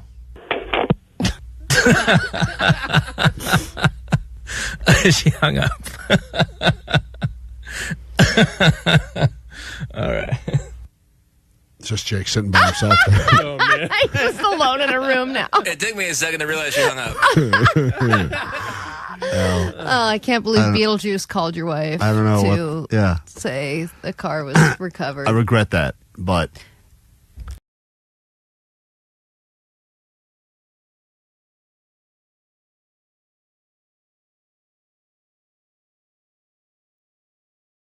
We are Klein Alley Show. If you need us, the number 800-520-1067. Klein in the studio, Alley in the hall, but I assume she'll be joining us again soon because we are back on the air for the interactive box of shame. The box What's in the box? of shame. Shame. Shame. Shame. Deepest, darkest, most shameful secrets revealed to the masses. And we're not here to judge because we've shared with you all of our deepest, darkest, most shameful secrets. And every day for 4 hours, it feels like we're in the box of shame. Oh, yes. This is the four-wall box of shame. But every once in a Did you while... just burp? I did. That was shameful, and I apologize. Good But time. Every once in a while, I do feel like we should turn it over to the listeners and allow them to cleanse their soul, especially before the weekend, when I would imagine if you're going to go over all of the times in your life where shameful things happen, the weekend is probably getting 80% of your shameful stories. Yeah, yeah. And, I would like to say you feel better after sharing these, but I don't know that that's really the case. Willie, you're on KROQ. Good morning. Or you can be anonymous, or we can tell everyone you're Willie. The choice is yours regardless. Let's get to your story and why you're in the box of shame. Good morning, Sweet Dibbits. Sweet Dibbits. What's up? Yeah, my name's Willie. Pretty much a couple years ago, I clogged my friend's toilet drunk at a party, and it flooded the entire house. And this was all happening while his birthday party was going on outside. The party ended pretty soon after that, and everyone had to come rescue me and clean me up and chase floating turds around the house. Oh, my God. So you passed out, like you were in such bad shape that it was a full clog, but also you couldn't just escape the scene. They all knew it was you. A lot of times people would do that and then try to disappear into the crowd, and then no harm, no foul. The worst part is that when I sat down, I was fine, and then my friend's sister looked at me and said, "You're doing really good right now. You're really drunk." And I threw up immediately after she said that, and I blacked out. Well, you're better off now, aren't you? Yeah, I think so. No, it's not with confidence. I'll tell you, it's a terrible feeling to clog a toilet anywhere, but to do it at a friend's house and to do it during a party with multiple people, and then to be the person that they know is the cause of the clog.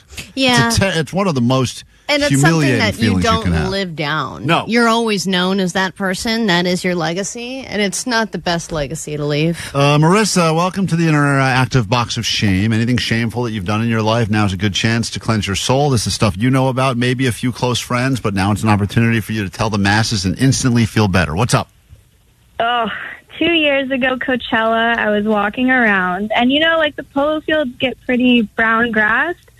So I was walking, and I see this bag on the ground, about a gallon-sized bag. I pick it up, and it's a bag full of magic mushrooms. Cool. And That's a great instead find. of taking it, I wish I took it. I regret it to this day. But instead, I gave it to one of the food vendors. It was just there. I was like, "Hey, do you want some mushrooms?" Oh my God! I'm ashamed. You wasted a perfectly good bag of mushrooms. Way to go, dork. Yeah. Well, she didn't waste it. She paid it forward, but she regretted it instantly because sometimes when you're in the the vibe of the festival, it does feel like, oh, I'm feeling so free and nice and easy come, easy go. Found a bag of mushrooms. Here we go. But then you're thinking to yourself all weekend, I could have been on those mushrooms right now. Yep.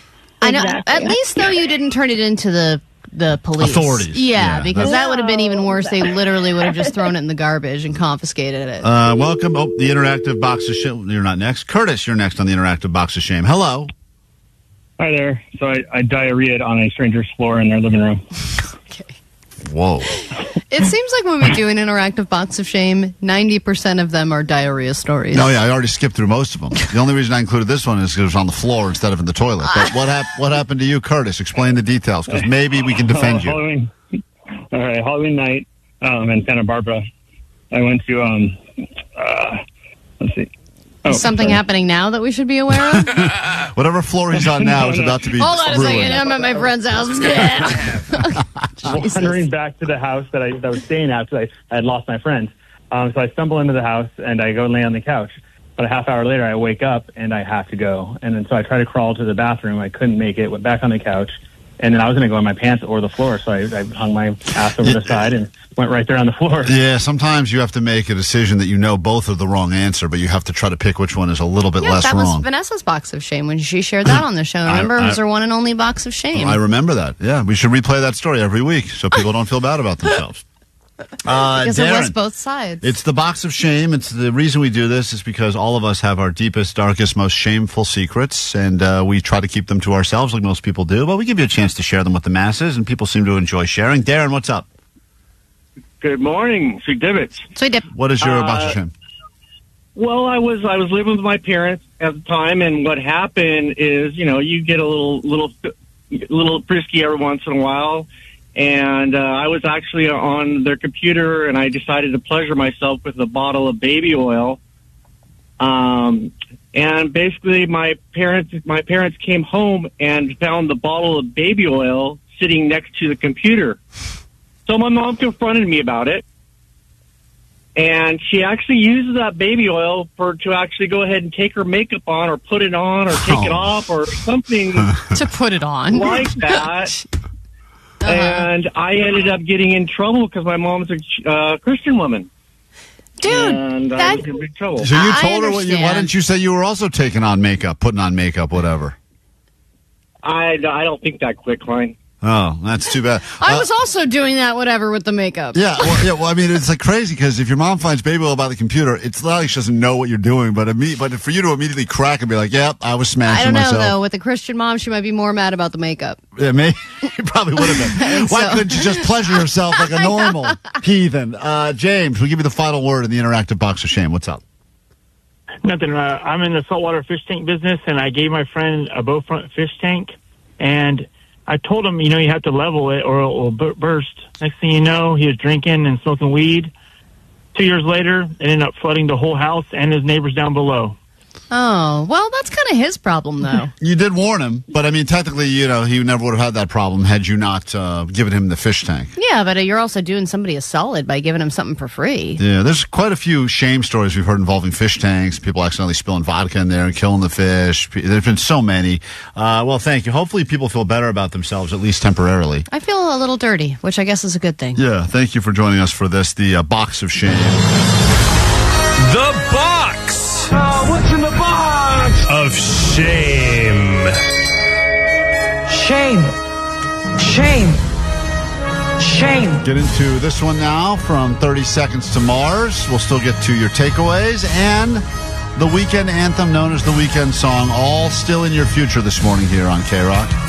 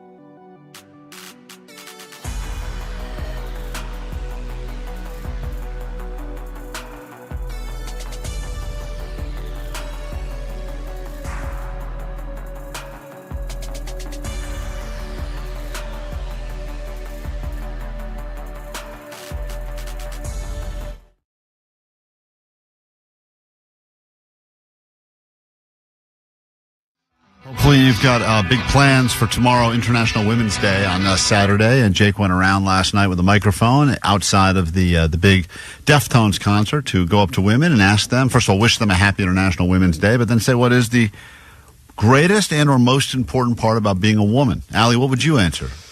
I would say the monthly periods. That's They're the most great. important part. Oh my God, I love them.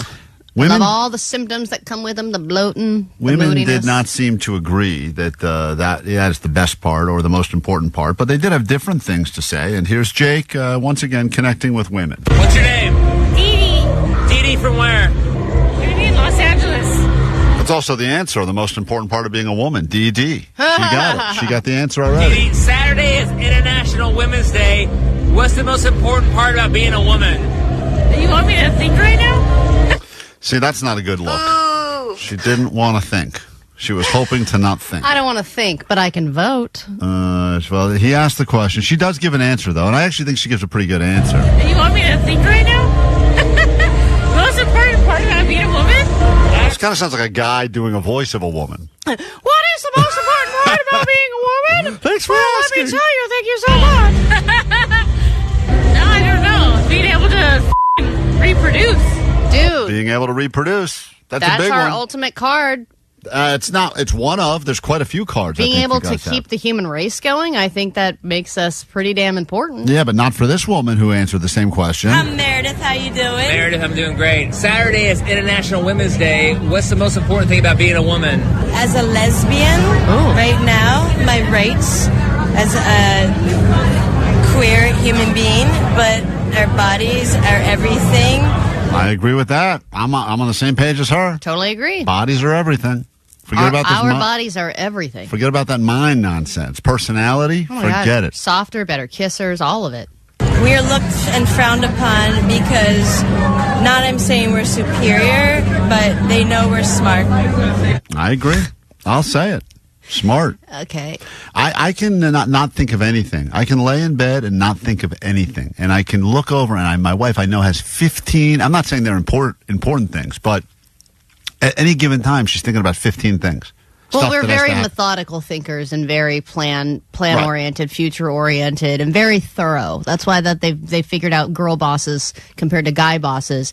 They're very, very critical thinkers and planners. Omar, you know that song I sang? That's like what's going on in my head. If I'm laying in bed at night, this is like she'll be in her head going. This is my head. This is what I got going on in my head.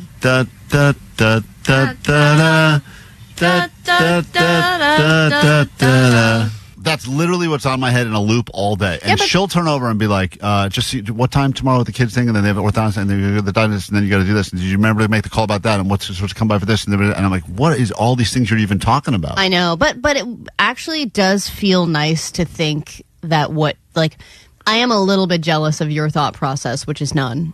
Zero. Just to have blank thought, just nothingness, and then when a decision comes to you, you don't put thought into it, and you just make a choice. This is another woman's theory about the most important part of being a woman. What's your name? My name's Monica. Monica from where? Monica from Redondo Beach. Monica, Saturday is International Women's Day. Yes, it is. What's the most important thing about being a woman? I think the most important thing about woman is fully stepping into your feminine energy. As a collective, I think we're starting to do that, and I think it's f***ing rad. I don't know what she's yapping about, but something. Now someone's thinking too much, am I right? Turn it off, all right? KROQ, miss something? Don't get SHOMO. Download the Klein Alley Show podcast. Then find it on a platform thingy and subscribe or whatever. KROQ. This is new KROQ music. It's called Can't Slow Down, Almost Monday. And we got your takeaways next here on KROQ.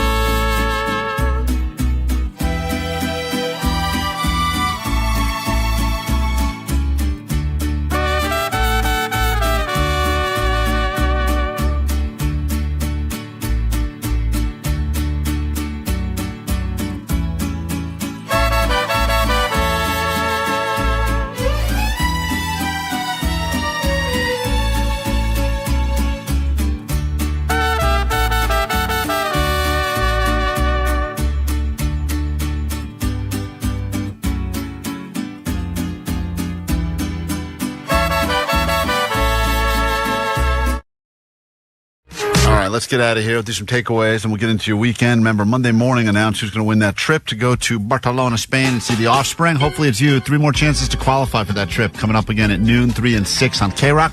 And then, boom, you're in a plane and you're on your way. We will make that call sometime on Monday morning. Also next week, got Disneyland tickets for you.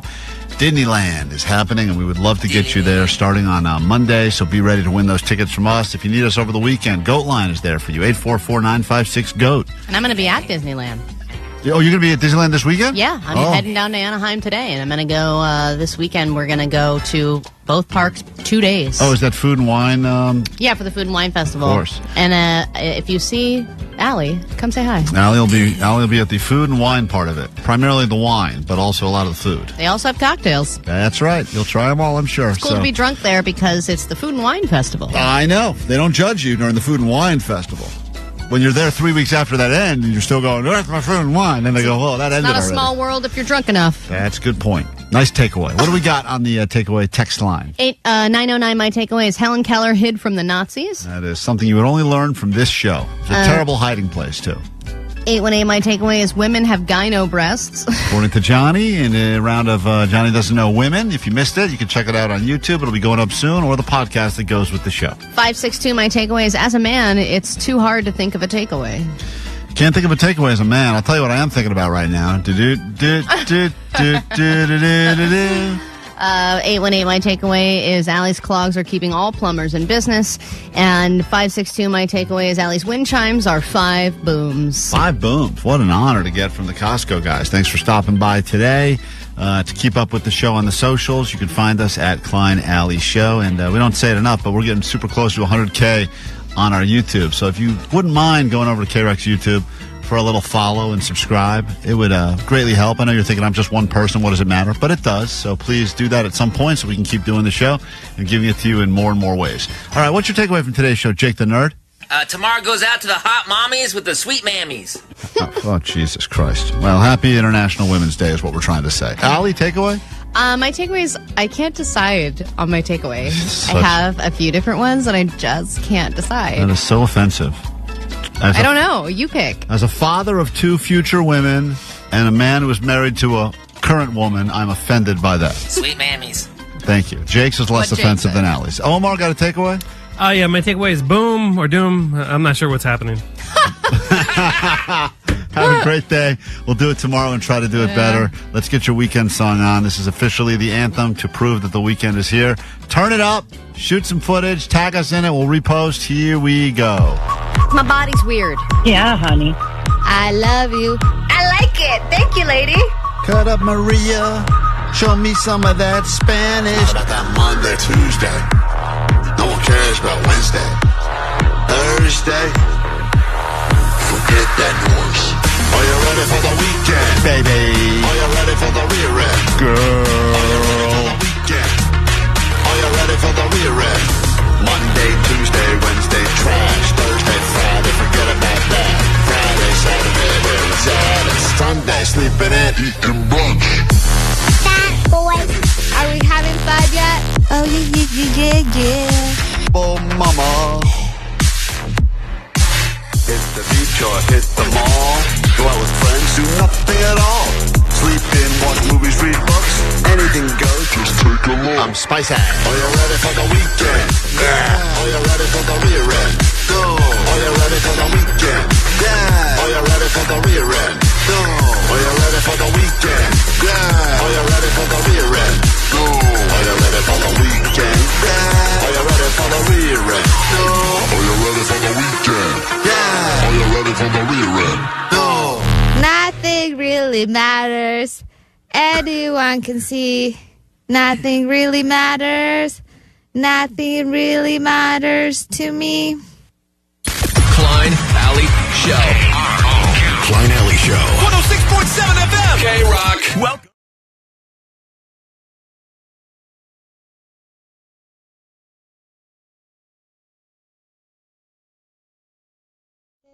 Be fast. Justin, be quick.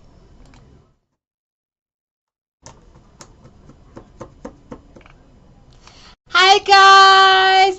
Today's show for those of you who didn't know the Costco guys, honestly, I ended up loving them. Such great personality. That's it. I don't know where Johnny is, so he's not here. He must be in the restroom. See you guys on Monday. We're going to be giving away Disneyland tickets, so you better listen. Tell your friends. Remember, we're trying to reach 100K for real. So you want to do something big. I don't know. Something. I hope you have a great weekend. I'm by myself, and there's an audience. I feel awkward talking to the camera. So I'm going to let you go. Guys, thank you for watching. Boom. See you Monday. Thank you, Justin. Bye, everyone. Bye, Net Bangers.